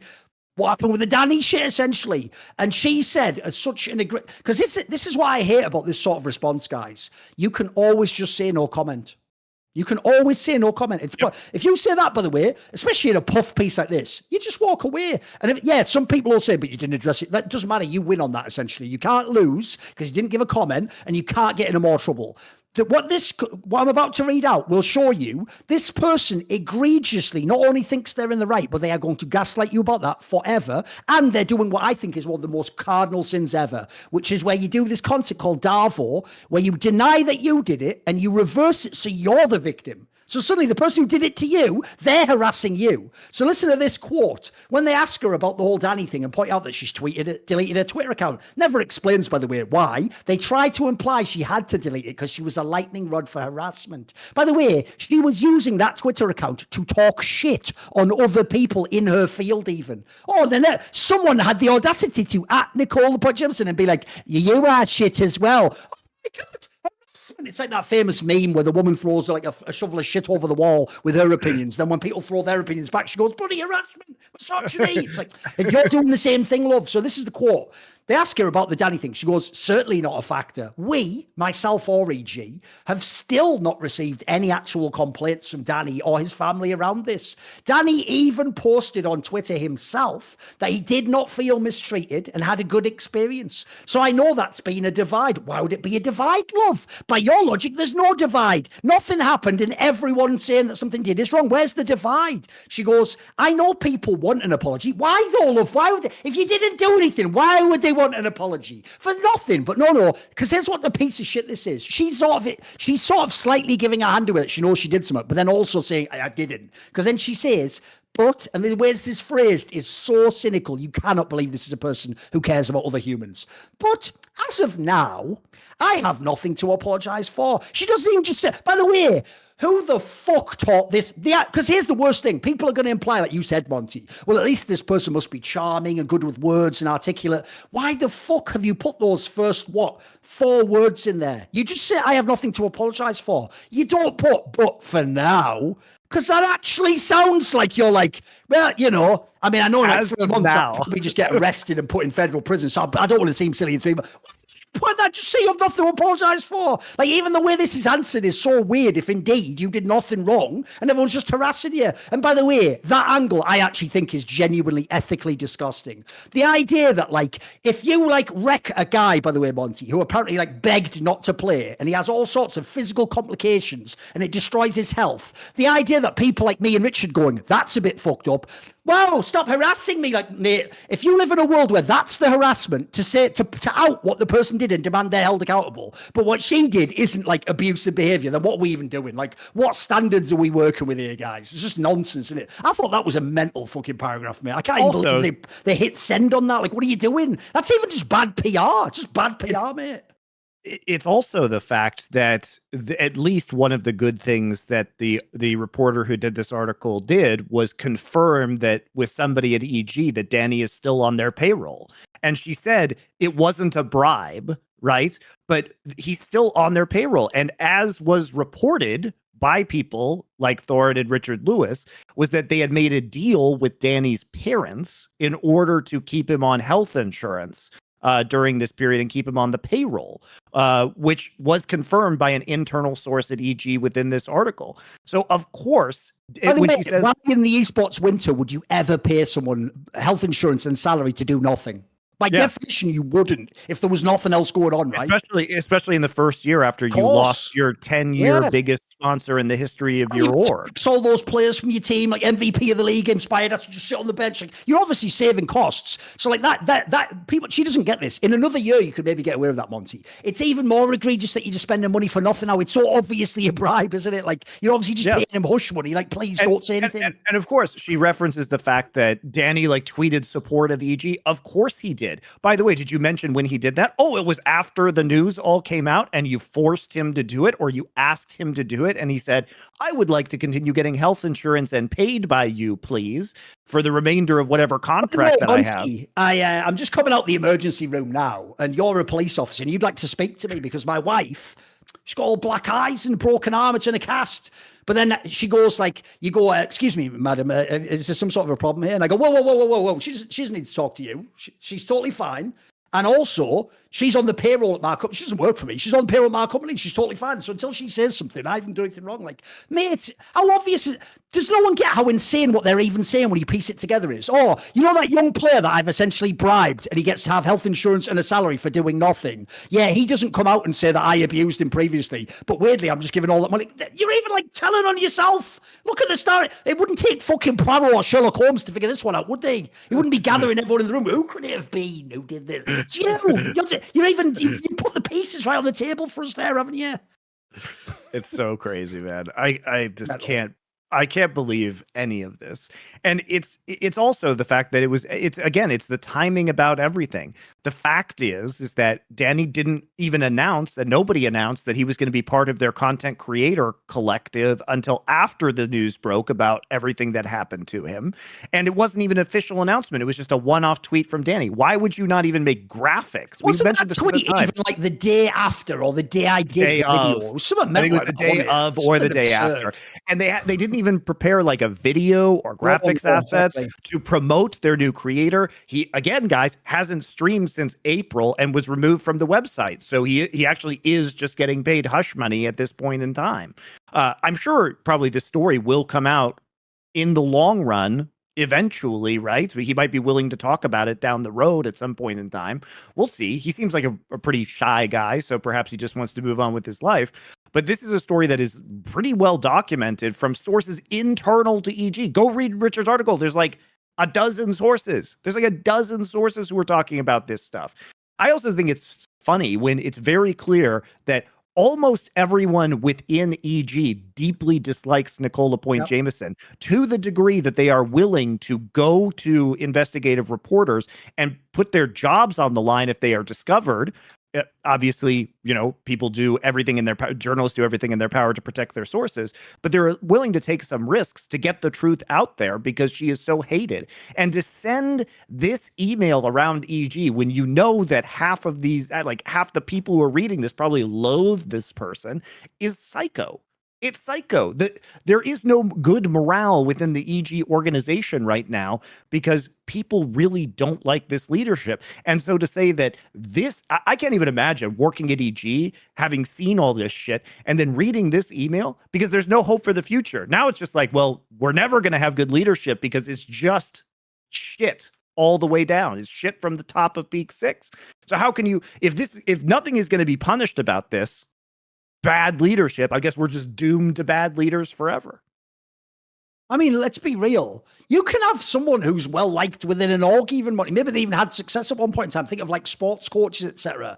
But if you have to fire them or let them go, you make it clear that, like, look, good news, the regime's changing. We're going to be doing things differently. Yes. They do the opposite. They message here that whole shit about how the guy was joining is basically like they even try to do like force the Warren Buffett analogy by going like it's like he's the Charlie Munger to her Warren Buffett with. If you don't know, that's like Warren Buffett's like second in command guy at the fucking Berkshire Hathaway or whatever that company invests in. So yes. Essentially, they make it sound like business as usual. If there's one message I wouldn't want to send after the Nicola Point Jameson regime, it's let's just keep doing the same shit, but with a different face. Like, that's the exact opposite. What a message.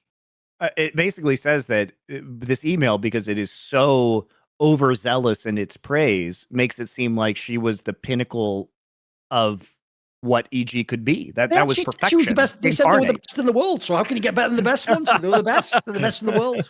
So yeah, it's the best like, at Esports. Imagine writing that in 2023 is evil. We are the best. By the way, if people don't know, let me just run down the real numbers for people. So Valorant, yeah, you get points for that one. Number 1 in the world. Let's go Dota 2. All right team. They're not the best. All right team. And also, it's not any of the legacy players. They got like a South American team. Then let's go CSGO. One of the worst runs of form ever from a giant org. That's one of your main games, by the way. People don't know. The original games that Evil Geniuses, the brand, came out of were Quake and Counter-Strike. That was way before there was ever a StarCraft 2 or before Alex Garfield ever came to this brand, by the way. They come from Counter-Strike. Then how about this one? Let's do League of Legends. So Monty, you might think because of League of Legends, well, she could take credit for that championship. When she left the org, they had their lowest placing they ever had during her whole time because they finished, like 5th to 6th or something in the playoffs. Like, why are we not mentioning that? Like, that's the other thing. They cherry-picked that fucking email so egregiously. As I said, they made it sound like winning a LAN in late 2019, then LCS in League of Legends in 2022, and now Valorant in late summer of 2023 is a run.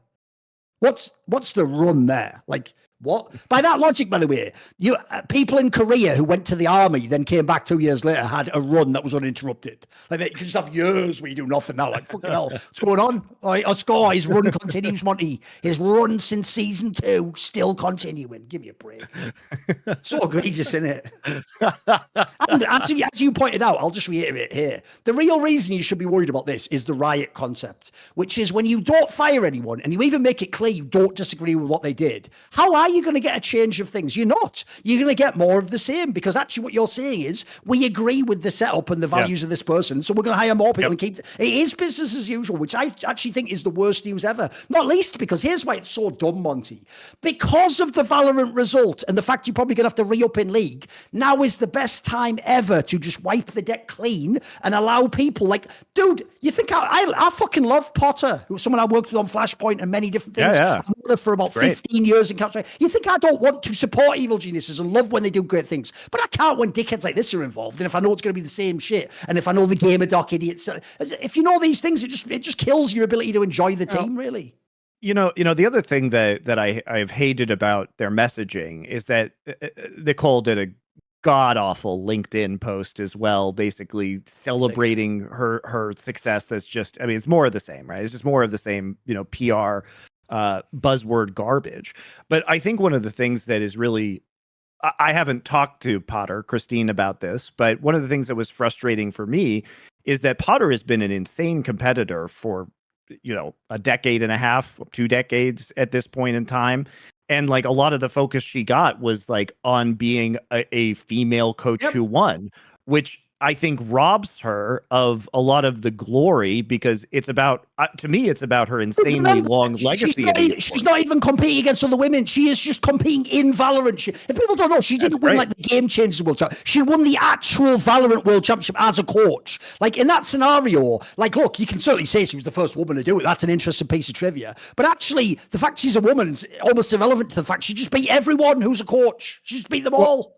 Yeah, and also the thing is, these people are going to try and make it like, see, it's because I hired them. They're going to try and force. That's what I'm saying, angle, aren't they? Yeah, that's what I'm saying, is that they basically have said that their strength comes from their diversity, not their strength comes from hiring very veteran esports people like Potter. Like the narrative around Potter should be, she has been a competitor for a long time. Her extreme amount of experience in Counter-Strike, her numerous championships that she's won, prepared her for this moment, and she made a very successful career transition over to Valorant.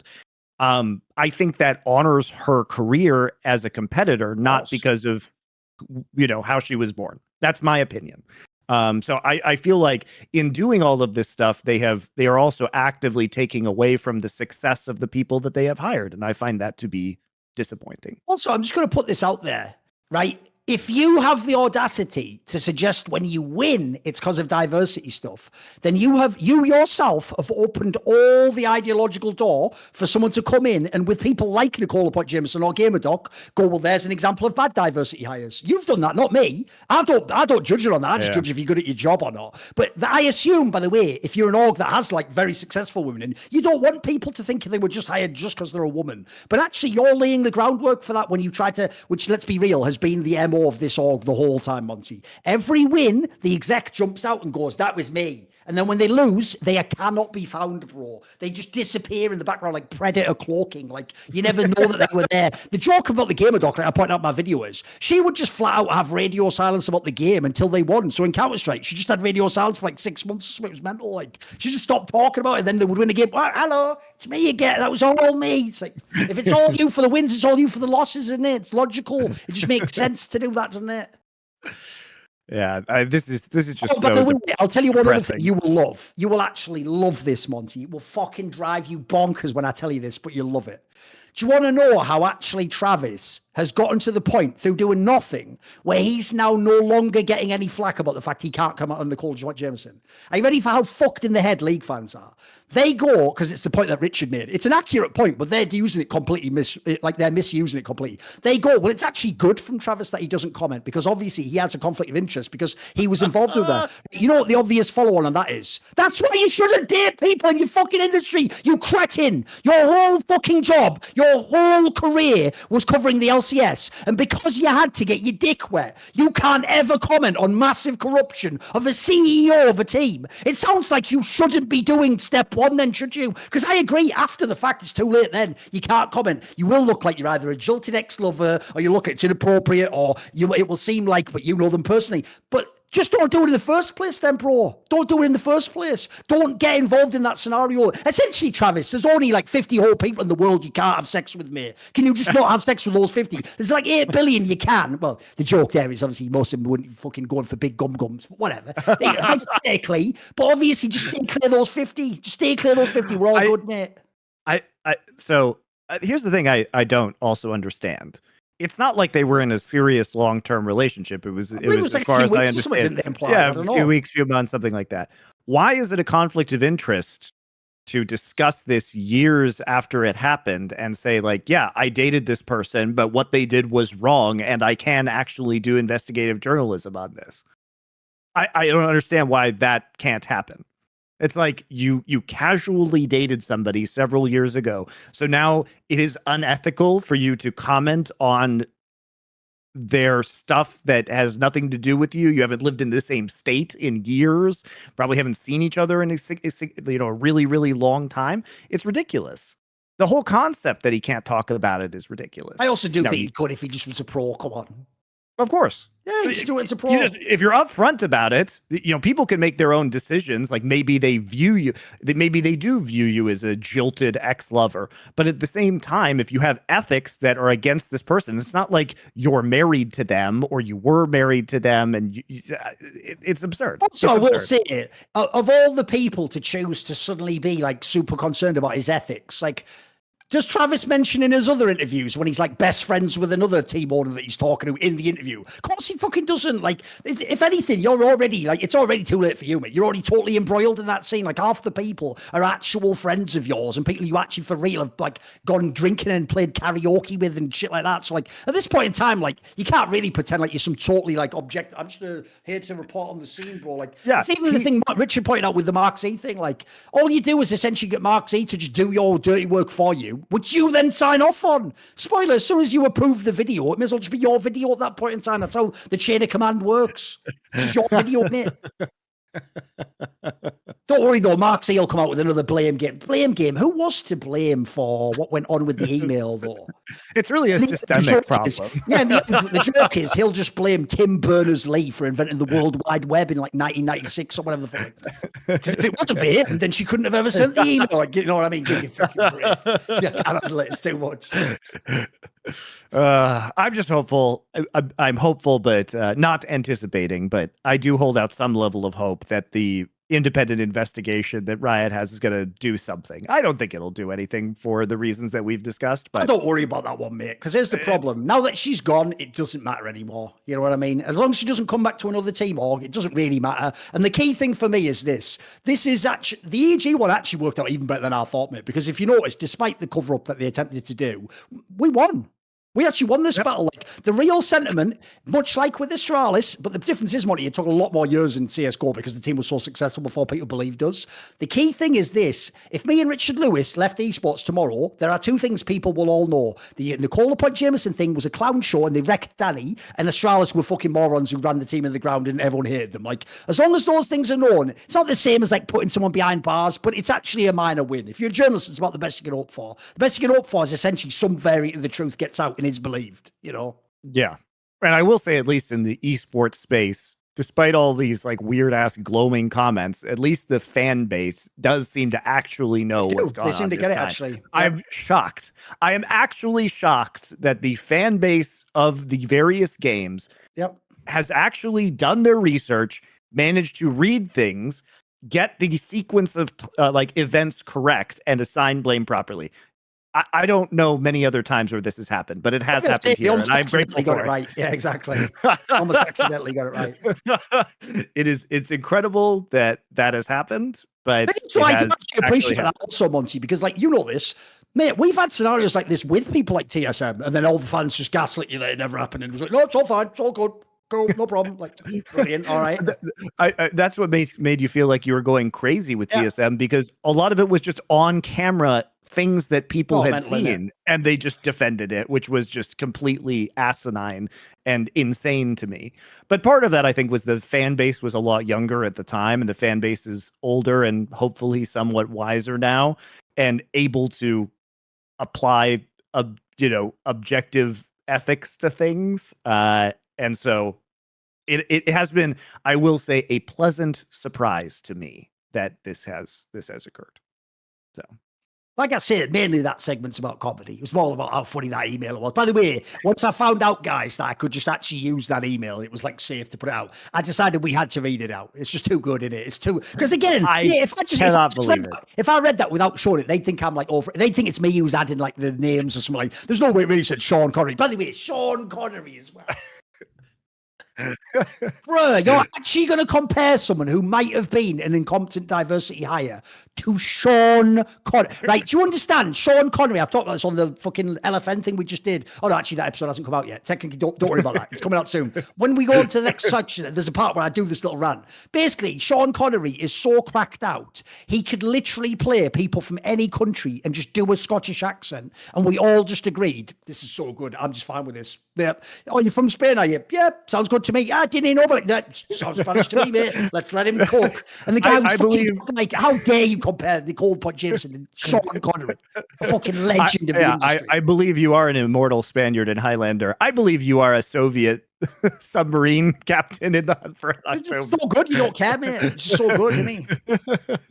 Yeah, I do enjoy how EG has just I have never seen a bigger attempt to blow smoke up people's asses than the PR hoopla that is surrounding this exit. And I don't personally like smoke being blown up my ass. Where I like my smoke is cooled by the glycerin chamber, frozen by freeze pipe, of course, which will make a more pleasant smoking experience. It'll cool your smoke down by over 300 degrees. So don't get the EG 300 degrees. 200. 200 degrees. Sorry. And this is not the EG smoking experience. This is the smooth, cool experience of Freeze Pipe, our delightful sponsor. And as usual, you can go to thefreezepipe.com with our code LFN, which will get you 10% off of your entire order. And by the way, guys, this coming week, we are going to record our newest Freeze Pipe Esports cringe content. So if you would like to suggest that, please go to our Discord, which you will find linked below, or in chat if you are on Twitch. Honestly, if you can find anything to do with Nicole Pot Jameson, like a funny video, submit it, please. If you've got anything, we'll definitely use it. Don't worry. Yes. So in there is a video submissions channel for this. So this is your last chance in the coming days to submit videos, of which we will curate some of them and put them into our latest Freeze Pipe Esports Cringe compilation, where we will be enjoying our Freeze Pipe products before doing that. You guys loved the last one, so please do that. Join our Discord, make your submissions, and hit up Freeze Pipe code LFN. Helps us out a lot. So yes, that was a rather. That email was even worse than I thought. You didn't show it to me before the show started either. So I had no idea what was coming. It's amazing, though, isn't it? I know. Yeah, like for me, that needs. This is why I want it in the episode. That needs to be recorded for posterity. It's one of the all-time. Because as I said, the part people, if I hadn't kept mentioning, I guarantee people got lost to this. It is not a public email. That isn't even PR. That was actually what they're telling their own people who know it isn't the case. Like they're just straight for real. This makes EG sound like that Soviet shit, Monty, of like, but comrade, why did you stop clapping for the chairman's fine speech? Like, oh, sorry, yes, like this makes it look like a nightmare to work there, doesn't it? Like, bloody hell. You have to actually be like, yes, come on, that's good. It's a shame that Nicole left, but in many ways, she was Warren Buffett and Chris D'Apollonio is Charlie Munger, so business as usual. Yeah, good, excellent. Like, fucking hell, the amount of mental labor it must take to work EGs. Fucking hell. I just love this because she's not even the most successful CEO that EG has had. That was Alex Garfield, who was a major pioneer within the space of esports. He was the one who basically he was outplaying everybody in terms of sponsorships. Won fucking TI with two different orgs that he owned at the same time. That's how gangster this guy was. And he really pioneered sponsorships, deliverables. He was by far EG was by far the wealthiest org in like the kind of like 2009, 2011 to 2011 era within North America. They were incredibly important, and they set kind of the foundations and laid the groundwork for what esports sponsorships should be. So he was by far the most important. I mean, he is one of, I think, the greatest esports pioneers ever, frankly, in terms of the way he developed the scene in the West. And they couldn't even take his playbook and deliver on it. They made a worse version of the same org that he ran to the degree that he would publicly criticize the things that they were doing. When their rebranding came out, he was like, this is shit, basically, on Twitter. When they dropped their legacy Dota team, he wrote a big thread on Twitter complaining about it. Like, he was very nakedly critical of the decisions that they were making with the thing that he used to own. Yeah, with the things that they used to own. So, he himself has not really identified with what EG is these days. And not only that, but they tried to get into this content creator thing. And as we said, their creator collective videos, they hired all these content creators, and they have hundreds of videos on this channel that are getting like 2-digit views. They took their primary YouTube channel, which has 6 figures of subscribers and can barely scrape together 2,000 views on a channel that has a huge subscription base. They have utterly failed in terms of their attempts to move into content, their attempts to provide satisfying deliverables to sponsors, their ability to maintain their own sponsors, their ability to be the shepherd of their own brand that was gifted to them. They were gifted one of the greatest, alongside Team Liquid. Probably EG and Team Liquid are the most historic brands in North American esports. Maybe Complexity too. You might add that in there. But Complexity has had, ups and downs in terms of relevance. But EG and Liquid are like the OG esports brands in the West. And you were handed the keys to this beautiful vintage car, and you decided to take it apart, basically, and turn it into a monster. It's a parody of itself. There is nothing, as somebody who lived through the Alex Garfield EG era, there is nothing about that era, which, by the way, was a lot of shit talking. EG was based off of personalities like Idra and In Control. There was a lot of theatrics, a lot of drama, a lot of shit talking, a lot of edgy jokes. Like, this was pretty far out there from being what I would call, what they espouse themselves to be, which is like an inclusive environment. It was not. One of the most egregious things about EG the org is that when they were winning, Monty, they were talking all that good shit, like that video with fucking Captain Flowers where they're like, world, me, evil geniuses, me. Right? They're doing all that when they're winning. And then I don't know if people know this, but because they had this insane losing streak in Counter-Strike, when they did the Pro League season at the beginning of this year, the one that was won by FaZe, some of the casters made fun of the fact that EG was doing bad, but in like a light-hearted manner. EG, the org, contacted ESL and demanded they stop making fun of them on that broadcast. So essentially, they can make fun of you, but then when you try to make fun of them, you're gagged. You're literally, by your employer, gagged for making a joke. That's what a fun company this was. And then let's add in that notion that apparently even some of the Twitter bangers, she was just taken from the fucking social media team. Yes. It would have been a Twitter banger for the EG account and putting it on her account. And then she has the audacity to delete that Twitter account years later and be like, they're just harassing me. I became a lightning rod you became a lightning rod because you made yourself a lightning rod. You went up to the top of the fucking thing and held up a massive steel thing like, I'm the king. And then got hit by the lightning. If you stayed in the fucking basement, no one does anything, do they? Because the maddest thing about that is, like you say, there's never been an expectation that the CEO is the face of the org. It's actually, in that sense, that was one of the unique things about Carlos, that he was constantly the face of the org, right? In most teams, the fucking player is the face of the org. The player and the coach take all the shit when they lose the game. Think to this day how rarely people actually blame Jack because Cloud9 lose. No, you blame Fudge for losing the game, or you blame the coach if you don't think you're good enough job, or they should have signed this player. She went out of her way because she wanted the plaudits to make herself the lightning rod, and then she had the audacity to go, but people are also able to criticize me using these methods. Yeah, no shit. And then I'll just read this out for you, because the last thing I want to say on this topic is it's bad enough the way she behaved, the way EG behaved, the way Riot's behaved. I'll tell you what actually disappoints me the most, Monty. It's the response of all the other people in the industry. Bro, beyond the odd person who's willing, like even Captain Flowers eventually did that meme on Twitter. Most of the others not only stayed silent, some of them went out of their way to do that thing of stay strong, heart emoji. It's this is so inappropriate. So I'll read out for you what I think is the final note on this, because I'm sick of this behavior. So you have to call it out before it happens next time, guys. Way back at the beginning of Nicole Jameson joining EG, I think it was the Washington Post wrote a puff piece about her. And in this puff piece, Overly May, friend of Travis's, who's apparently friends with Nicole Jameson, gave a quote to the Washington Post, and it went like this. It said, LaPointe Jameson's friend and former League of Legends host Overly May told the Post that in a world where esports is still so freaking young, LaPointe Jameson provides a needed dose of professional weight. She's now more well prepared to deal with certain issues in the esports ecosystem that people who have been in esports for years may not understand how to fix, May said. Right, this is one thing I am sick of, because if you just contrast what Nicole Point Jameson has done and how she's been treated with what Carlos did and how he was treated, Carlos's main sin is just his penis and his skin color. That's it. It's not what he did, because what he did was way less bad than what EG's done. And this just shows, by the way, that it's worse than the whole angle there, mate. If you are a woman, you are literally allowed to do anything in this industry. And when you leave, it was still harassment.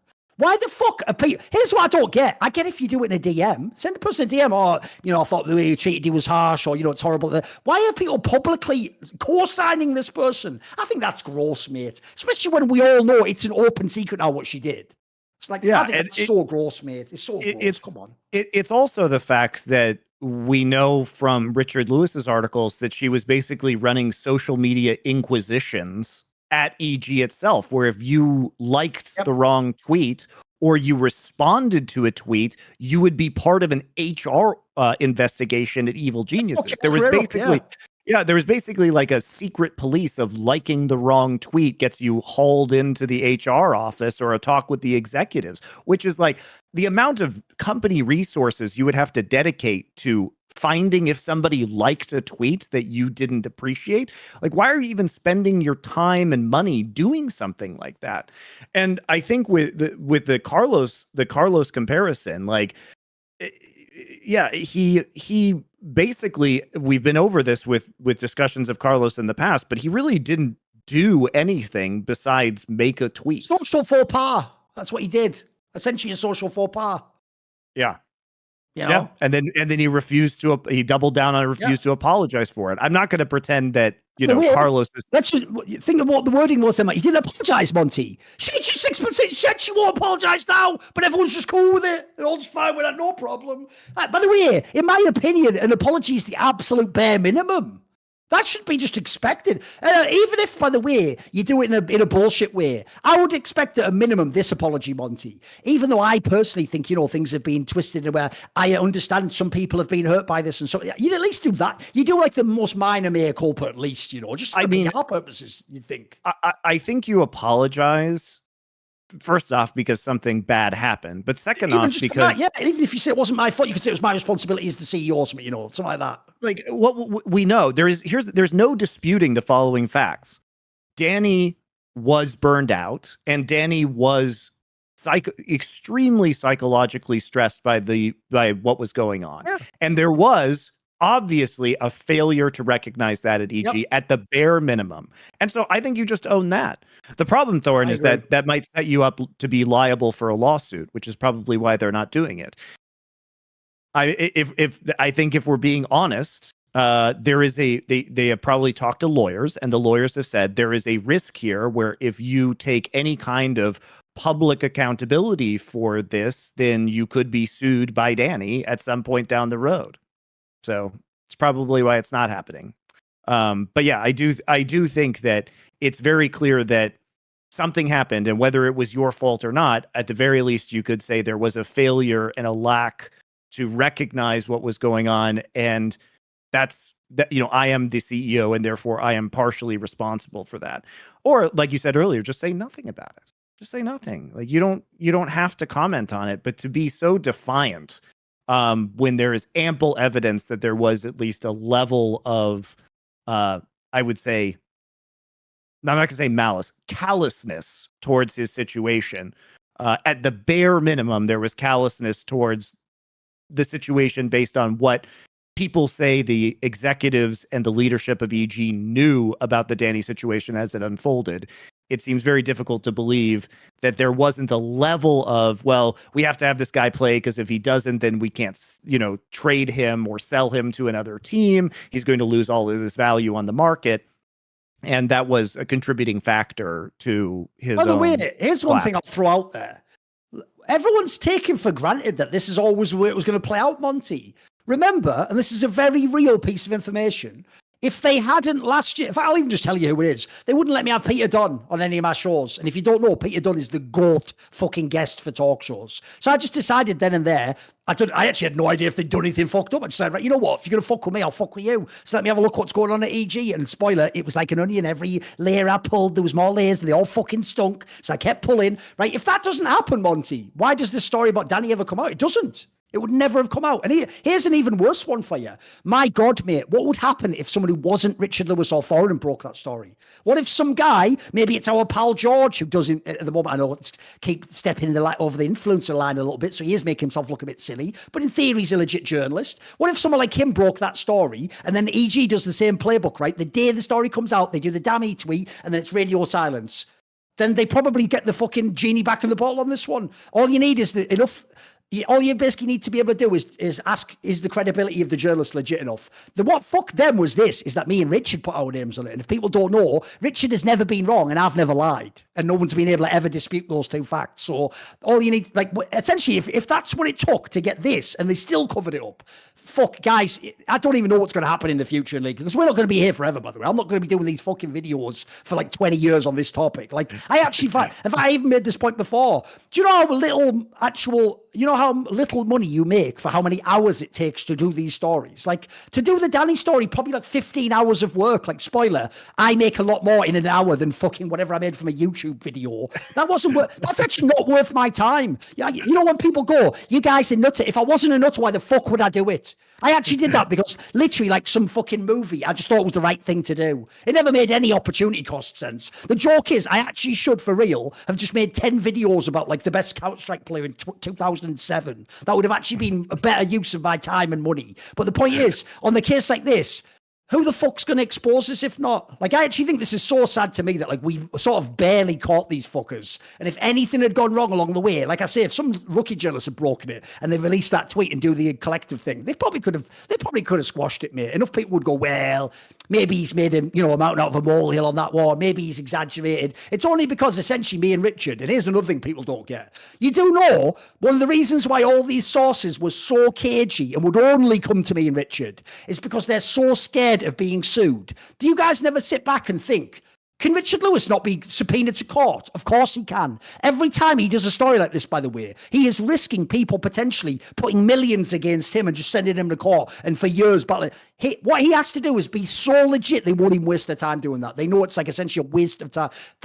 These are high stakes you play out here. This isn't just fucking around. This isn't TMZ shit, guys. Like, there's an actual cost when you go head to head with these people. So we might have gotten this one, but we won't get every one. I'll tell you right now. There'll be cases where you just can't do the story, you know.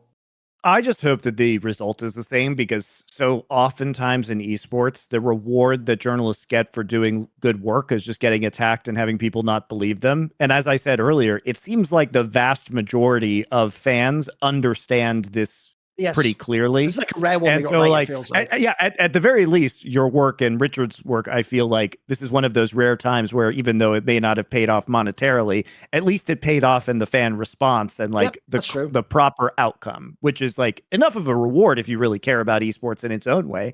And I think if this was the outcome every time, that people would be a lot more willing to do investigative journalism work in esports, because at least they would be believed when the information comes out.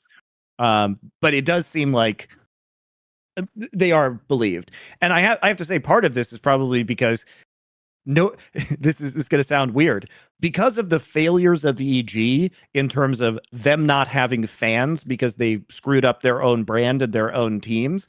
And the fact that nobody really liked the CEO of this company made it a lot easier, because there weren't a bunch of people irrationally defending EG, because nobody really, they were such a failure in esports at generating their own fan base and generating affinity from people that no one was there to defend them at the very end. Which honestly, Thorin, should probably be the biggest indictment of this leadership at EG's tenure, which is that they didn't have anybody in their in their corner at the end. Yes. That's wild. Oh, That's by the actually way, wild. I referenced this on a past episode, so I'll say it again. Basically, another thing I had was a bunch of stuff leaked internally from EG. And one of the things I've mentioned on a past episode was there was a Slack message where Nicole, in a joking manner, offhand, in another message said, and I'm preparing for my charity boxing match with Thorin. Well, here's the thing, Nicole. I metaphorically have just knocked you the fuck out of your job. So actually, I don't think we need to have a boxing match in any context, do we? I think in some ways I've gone 15 rounds and absolutely fucking hammered you, haven't I? So you know what? Have your boy shout no mass, throw in the towel, get the fuck out of this spot. There you go. And I think that'll do it for this week of Summoning Insight, guys. Sorry, I have to get back to packing my house. I am moving on Tuesday, all of my worldly possessions to a different state. I thought we might have some time to do the questions, but it took a while. And also, we wanted to make sure we got an episode out this week at all. So it's a minor miracle this even happened, frankly. We will have an episode of Power Spike as well, and we'll be back sort of on schedule. It'll be on Monday. So what day is that? We're moving it from Wednesday to Monday.